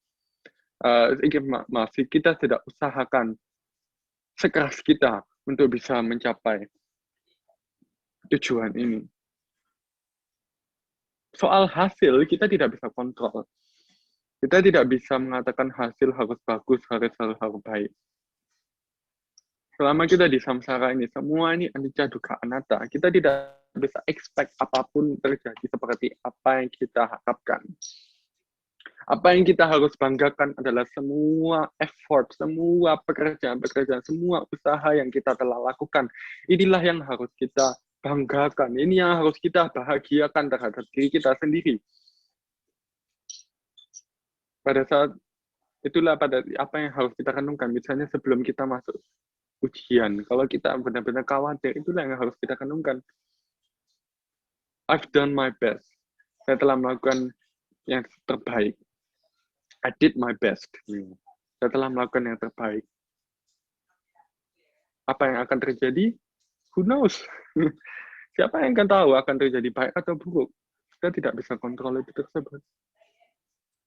Dan selama kita selama kita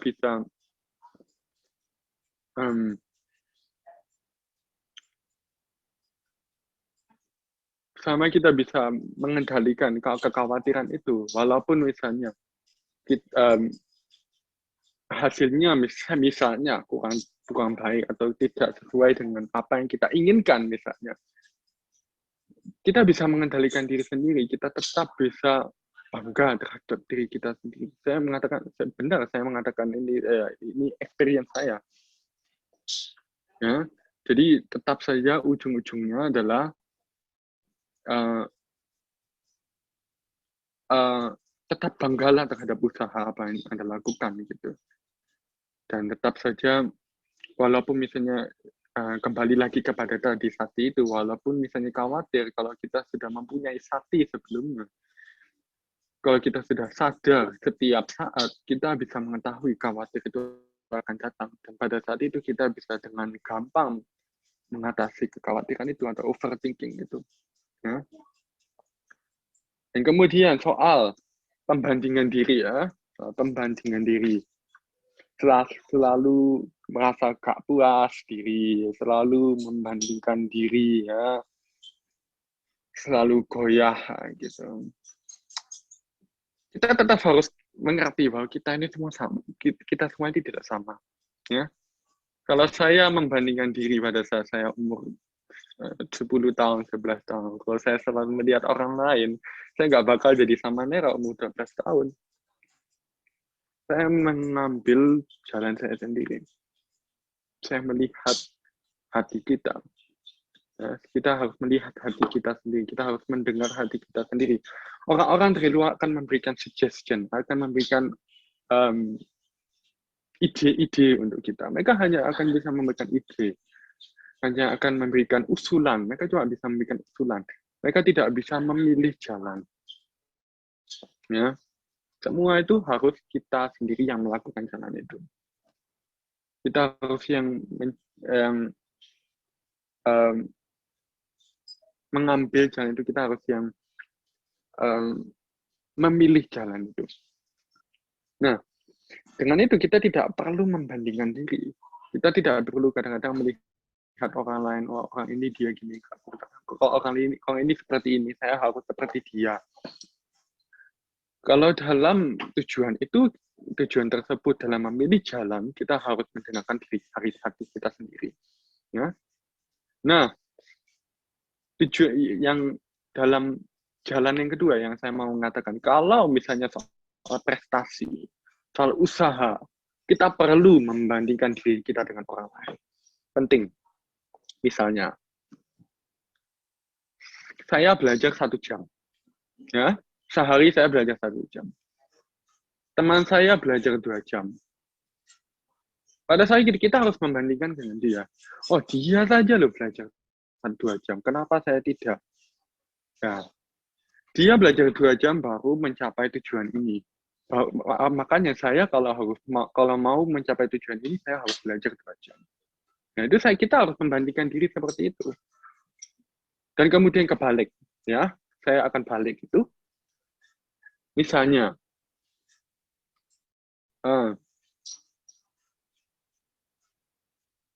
saya juga pernah terjadi ini.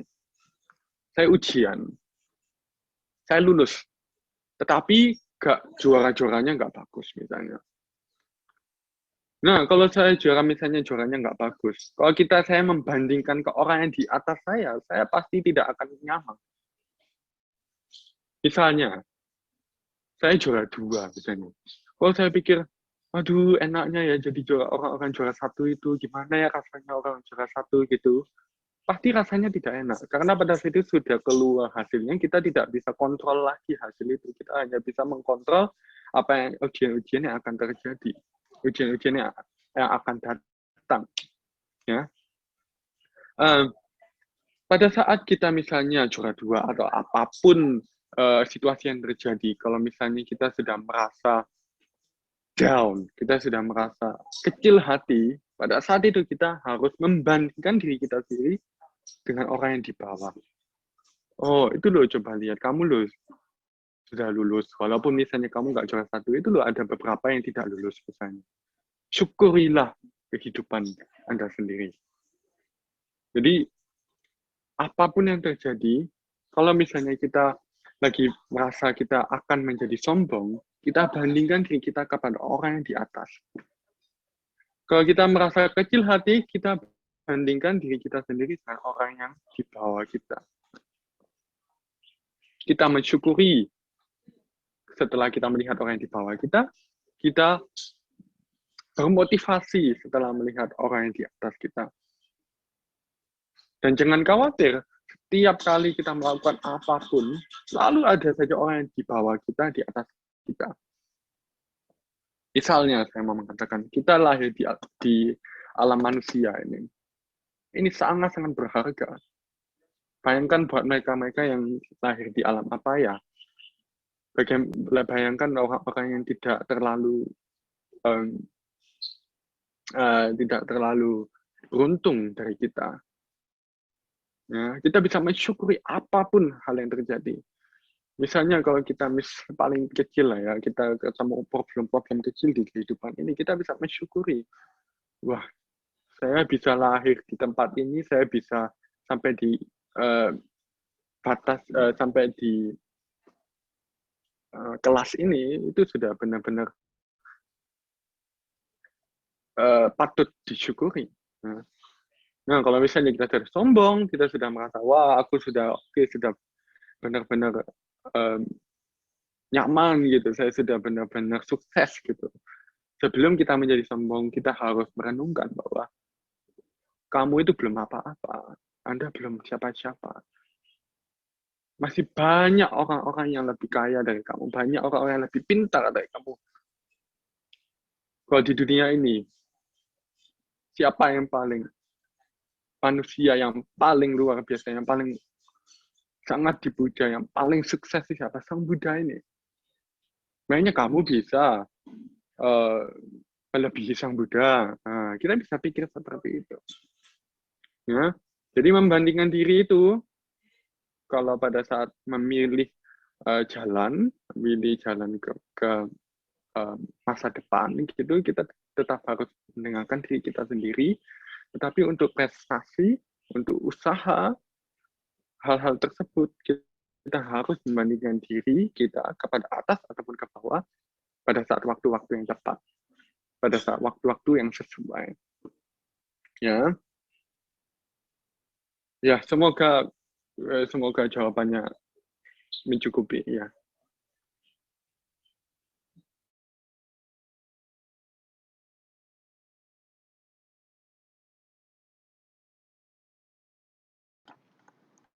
Baik, akan ada pemutaran video mengenai biografi Bante Wisudacara.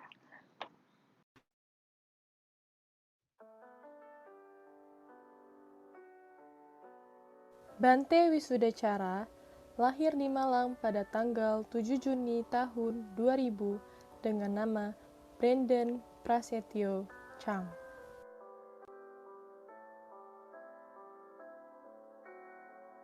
Bante memiliki satu kakak laki-laki. Ayahnya bernama Stephen Prasetyo, ibunya Dewi Nirmala, kakaknya bernama Michael Prasetyo Chang.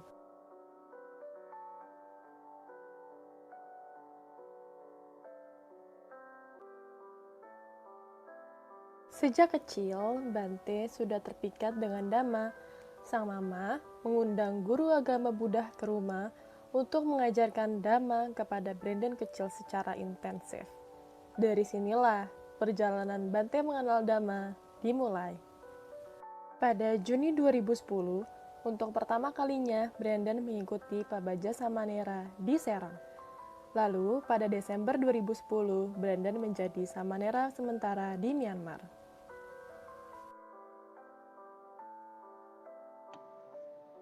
So your name will be Shen Visuddha. Visuddha. What's your name? Visuddha. Visuddha. Huh? Visuddha. What's your name? Visuddha. Lalu pada Juni 2011, Brandon mengikuti Buddhist Culture di Bakom yang diselenggarakan oleh Yasati. Pulang dari Yasati Bakom, Brandon melanjutkan masuk kembali mengikuti Pabaja Samanera di Serang. Kegiatan Pabaja Samanera di Serang selesai, Brandon enggan untuk melepaskan jubah Samaneranya. Ia pergi dari Serang ke Ngandat dengan tetap menjadi Samanera.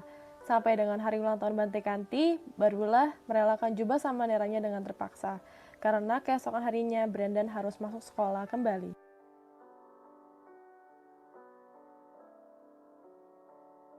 Sejak mengikuti kegiatan Pabaja Samanera, Brandon dengan wirya dan sadanya yang begitu kuat, selalu memohon kepada orang tuanya, agar diizinkan kembali memakai jubah untuk selamanya. Singkat cerita, setelah lulus SD, pada 4 Juli 2012, Brandon diantar keluarga dan guru-guru damanya berangkat ke Myanmar. Pada 8 Juli 2012, Brandon ditahbiskan menjadi Samanera dengan nama Shin Wisuda Cara.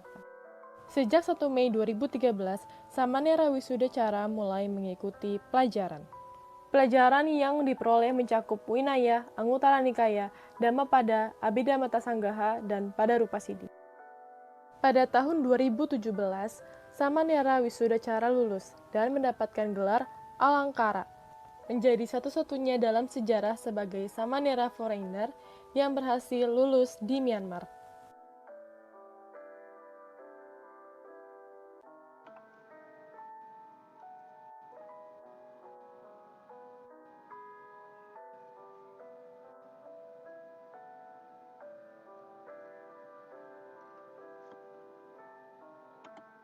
Januari 2020, Shin Wisuda Cara ditahbiskan oleh Chanmi Sayadaw menjadi biku dengan nama Ashin Wisuda Cara. Saat ini, Bante sedang melanjutkan program Dhammacarya tahun ketiga.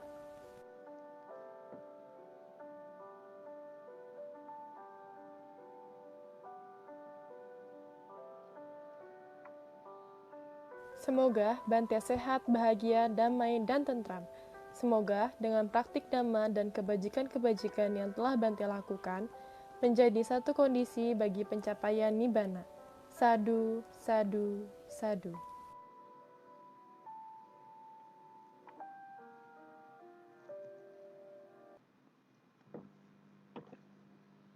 Baik, kami mohon maaf sebelumnya karena tadi sinyal Bante di Myanmar kurang bagus. Kami ingin mencoba mengkoneksikan sinyal dari Jakarta ke Myanmar lagi. Selamat sore, Bante.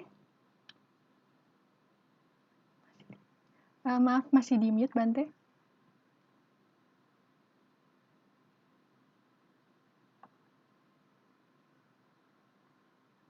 Masih di mute, Bante.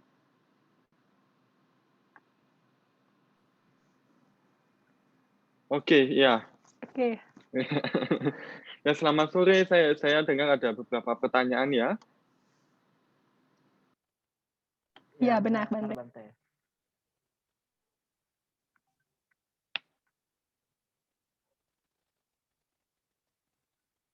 Ya, silakan Dufan, Oke. tolong bacakan pertanyaannya. Terima kasih teman-teman yang sudah bertanya. Sebelumnya, apabila ada yang mau bertanya lagi, silakan raise hand terlebih dahulu atau bisa langsung menanyakannya lewat direct chat kepada saya. Sekarang ini saya mau menyampaikan dulu pertanyaan yang pertama. Oke, pertanyaan yang pertama adalah, Bante, anak sekolah sekarang kasihan sekali karena padat sekali jadwal pelajaran mereka. Sedangkan otak itu memiliki batas maksimal untuk menerima pelajaran dan hal-hal lainnya. Tolong juga Bante jelaskan jalan keluarnya agar anak-anak tetap memiliki pikiran yang tetap positif, tetap aman sampai mereka di usia lanjut, walaupun dengan banyak timpaan-timpaan tadi itu, seperti pelajaran yang padat, jadwal yang padat, dan lain-lain. Terima kasih, Bante. Ya, oke. Pertama kali ya soal jadwal padat, pelajaran yang banyak, itu semua juga kita juga alami kita di tempat sini. Kita ada banyak di sini kan ada 400 biku dan samanera, ada banyak program-program juga, ada banyak macam pelajaran seperti pelajaran yang misalnya intinya adalah penghafalan misalnya, ada juga pelajaran yang intinya untuk pengertian, ada yang juga intinya kreativitas, ada macam-macam. Nah, semua ini harus seimbang.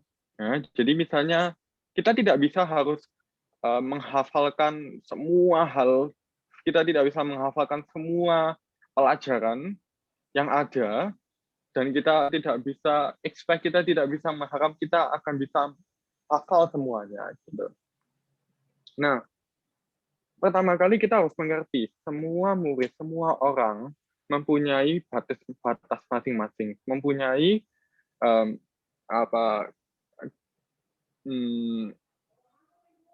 baiknya, ada juga kekurangannya, kekurangan dan kelebihannya. Ada yang pintar hafal, ada yang pintar dalam kreativitas, ada yang pintar dalam misalnya dalam berpikir gitu, misalnya dalam pengertian. Nah, semua hal itu untuk kita bisa tetap jaga pikiran kita supaya pikiran kita terus tenang dan bisa melakukan pelajaran-pelajaran ini ya. Apa yang bisa saya berikan adalah ya cara Sang Buddha, cara yang di Sang Buddha ajarkan, hanya ya meditasi inilah, meditasi samatha, meditasi vipassana inilah. Akhirnya jalannya ke situ lagi. Di sini di Myanmar kita banyak ke arah hafalan. Nah, banyak ke arah hafalan. Nah, untuk kita bisa hafal banyak, yang kita diajarkan di sini adalah yang tadi saya katakan, kita harus mindful setiap saat, kita harus pegang satu bawana setiap saat. Dan kalau misalnya kita pikirannya sudah tenang, pada saat kita belajar, banyak yang lebih masuk. Dan kita lebih gampang untuk menghafal. Dan juga kalau misalnya kita ada waktu, misalnya yang waktu kosong, waktu pas pada saat pikiran kita kosong, kita maksudnya tidak ada hal yang penting untuk dipikirkan, kita bisa pikirkan hafalan-hafalan itu, kita bisa bacakan hafalan-hafalan itu lagi, kita bisa pikirkan pelajaran-pelajaran yang telah dipelajari itu. Ya, semua itu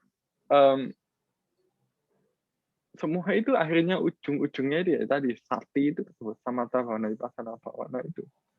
Dan juga jangan buat orang tua ekspektasinya jangan terlalu tinggi. Nah, itu yang penting.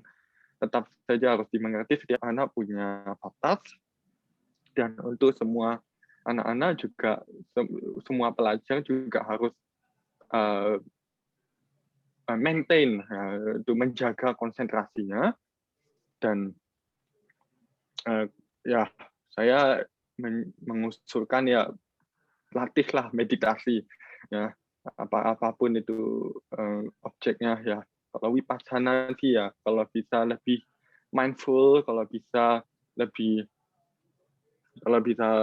pelajari mindfulness ya, kalau bisa pelajari mindfulness saya yakin pasti bisa memudahkan proses belajar dari anak-anak. Ya. Oke.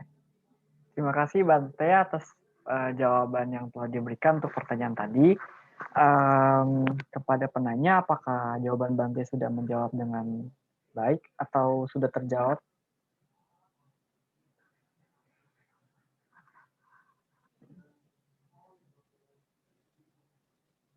Oke, Ini signalnya bagus kan? Iya Bante. Oke. Sepertinya sudah cukup. Silakan, kita akan berlanjut ke pertanyaan selanjutnya. Oke. Bante, di sini ada peserta yang ingin bertanya, apa sih kiat-kiat Bante agar mudah dalam mempelajari bahasa Pali dan bahasa Myanmar sekaligus? Dari bagaimana Bante bisa belajar dua bahasa itu, tapi cepat bisa dan cepat lancar. Terima kasih Bante. Ya, oke. Cepat bisa, cepat lancar ya. Ya, pertama kali saya mau ngomong ke bahasa Myanmar dulu ya.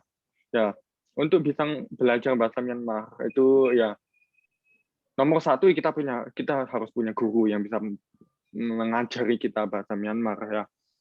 Dan yang kedua dia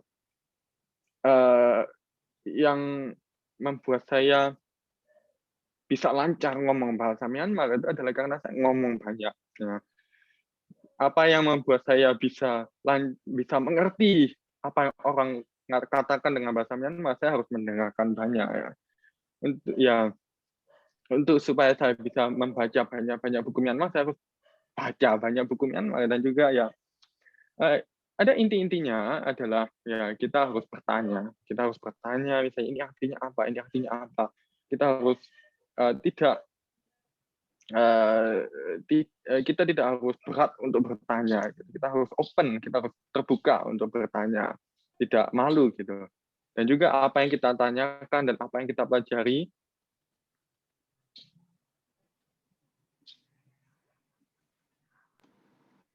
maaf ya.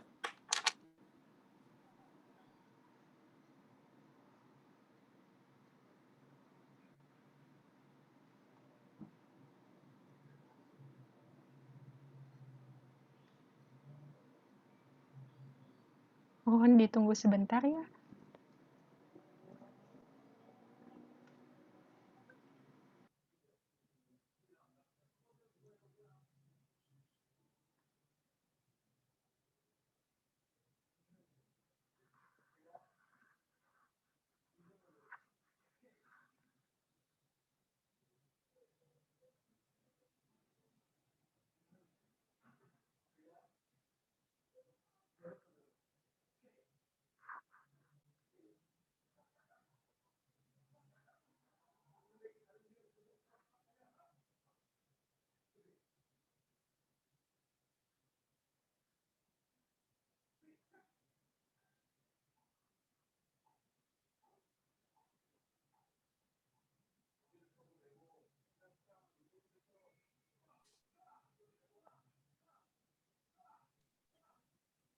Oke.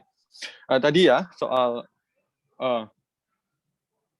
jadi kita harus bertanya dan kita harus tetap ingat-ingat apa yang kita pelajari. Kalau kita pelajari misalnya satu kata, kata itu kita harus ingat terus, kita harus pakai terus. Nah, ini bukan cuma bahasa Myanmar, semua bahasa kayak gitu ya. Semua bahasa kayak gitu. Kita mau belajar bahasa apapun kita harus ingat ya. Nah, kalau bahasa Pali ya karena bahasa Pali tidak banyak orang yang ngomong bahasa Pali. Ya. Caranya tetap saja ya gitu, kita harus ingat-ingat apa yang kita pelajari. Kita banyak baca kitab-kitab, kita banyak baca buku-buku bahasa Pali. Nah, itu pentingnya kita belajar bahasa itu ya. Ya. Oke. Terima kasih Bante sudah menjawab pertanyaan itu. Sekarang kita akan berlanjut ke satu pertanyaan terakhir karena keterbatasan waktu yang kita miliki. Apabila sudah selanjutnya nanti ada pertanyaan baru, akan saya tampung dulu dan akan dijawab pada kesempatan lain. Oke, kita beralih ke pertanyaan yang terakhir. Bante, bagaimana kita bisa mengetahui atau bisa menentukan objek meditasi apa yang cocok atau sesuai untuk kita lakukan, serta bagaimana kita bisa menjaga konsentrasi kita untuk melakukan satu hal biar konsentrasi kita itu nggak mudah terdistract atau terganggu, jadi konsentrasinya itu nggak kemana-mana gitu. Terima kasih Bante. Iya. Oke, jadi ada banyak objek-objek meditasi kan ya. Saya tadi mengatakan kayak sudah bisa di meta, vipassana, anapanasati macam-macam ya. Semua itu ya untuk kita bisa tahu kita suka apa, kita harus mencoba itu mereka semua. Kita harus mencoba satu-satu objek-objek itu. Baru kita bisa mengetahui kita suka apa. Nah, tapi juga untuk kehidupan sehari-hari kita bisa juga memakai macam-macam itu. Semua objek itu kita bisa pakai pada saat waktu yang sesuai. Ya, nah, misalnya kalau kita keyakinan kita terhadap Buddha kurang, gitu, kita bisa memancarkan Buddha Nusati, atau kita misalnya rindu atau bete, gitu, kita bisa memancarkan metta. Nah, kalau misalnya kita sudah pintar dalam vipassana, kita bisa mengembangkan vipassana. Kita bisa melakukan semua itu. Nah, kalau pada saat untuk mau mendalami itu ya, mendalami satu objek itu, kita harus kita harus open ya. Pertama saya bilang nggak boleh kita pilih-pilih metode, kita diskriminasi terhadap metode ya. Kita harus respect metode-metode lain juga, dan juga kita kalau misalnya kita sudah memilih satu, kita harus konsisten itu, konsisten terhadap objek itu. Nah, kita tidak bisa hanya dengan misalnya retret 10 hari kita bisa mengetahui wah ini objek yang paling pas buat saya gitu. Kita harus terus misalnya per bulan-bulan bermeditasi dengan usaha yang keras, baru kita bisa mengetahui gitu. Kita bisa mengetahui apa objek yang pas untuk kita. Ya, oke. Semoga jelas. Terima kasih Bante sudah menjawab pertanyaan-pertanyaan yang telah diberikan. Semoga pertanyaan yang Bante berikan bisa membantu menjawab berbagai permasalahan dan persoalan yang kita hadapi dalam kehidupan sehari-hari.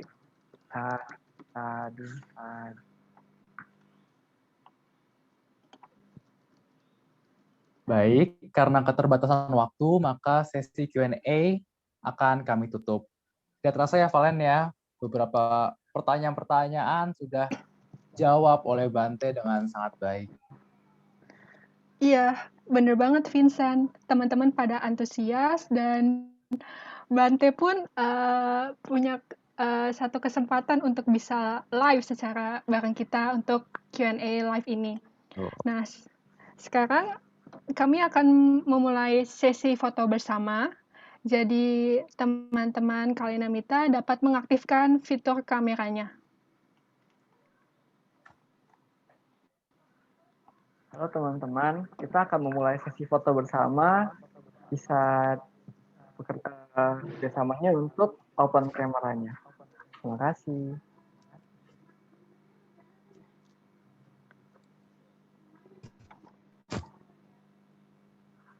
Ditunggu sampai jam 4.50, 1 menit lagi untuk buka kameranya.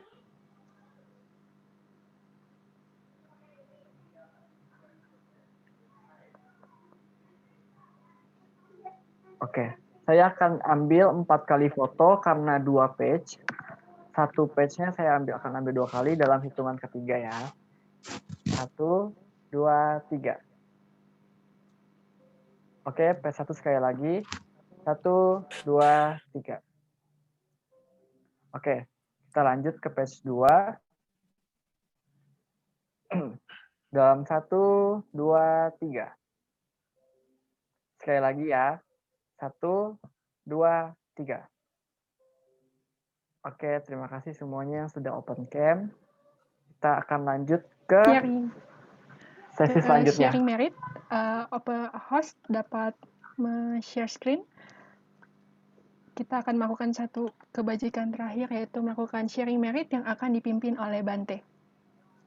Ya, setelah kita melakukan perbuatan baik hari ini, ya Anda datang ke room gini aja itu sudah perbuatan baik lah. Ya, Anda sudah berdana waktu Anda untuk sudah dari banyak pilihan-pilihan yang bisa dilakukan dari gadget-gadget yang ada di gadget itu, ya Anda memilih untuk datang ke acara ini sudah perbuatan baik, ya. Jadi marilah kita bertekad semoga perbuatan baik yang kita lakukan ini bisa bisa mendukung kita untuk mencapai nibbana, dan juga marilah kita melimpahkan jasa-jasa kita kepada semua makhluk, ya, dan kita memancarkan cinta kasih kepada semua makhluk, ya. Jadi tolong ikuti kata-kata saya yang bahasa Bali, dan ya bahasa Bali saja lah, ya bahasa Bali saja karena waktu yang terbatas, ya. Ya, silakan ikuti kata-kata saya. Idang me punyang punyam asawa kaya wahang hotu. asawa kaya waham hotu. Idang me punyang nibbanasa pacayo hotu. Imang no punya bagang sabasatanang dima sabe sata sukita bawantu. Sadhu.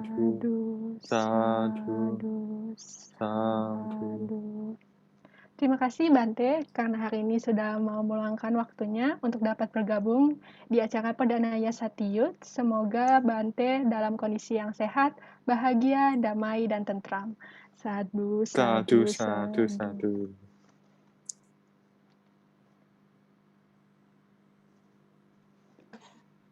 Terima kasih juga kepada Sele dan teman-teman yang telah menghadiri acara Perdana Yesatiyut. Semoga teman-teman mendapatkan manfaat dan dapat mengikuti acara Yesatiyut selanjutnya. Semoga teman-teman tetap dalam kondisi sehat, berbahagia, damai, dan tentram. Sadhu. Baik, sebelum kami menutup acara pada hari ini, untuk perkembangan program Yesatiyut berikutnya, kami mengharapkan teman-teman dapat memberikan kritik dan saran lewat link yang telah kami taruh di fitur chat via Zoom hari ini. Di dalam link tersebut, teman-teman juga akan mendapatkan info-info mengenai program Yesatiyut ke depannya yang sangat bermanfaat agar teman-teman lebih mudah untuk belajar Dhamma. Baik, kami akan menutup acara pada hari ini. Terima kasih banyak atas partisipasi dari teman-teman dan sedama. Sampai jumpa. Namo Buddhaya. Namo Buddhaya. Sampai jumpa. Ya.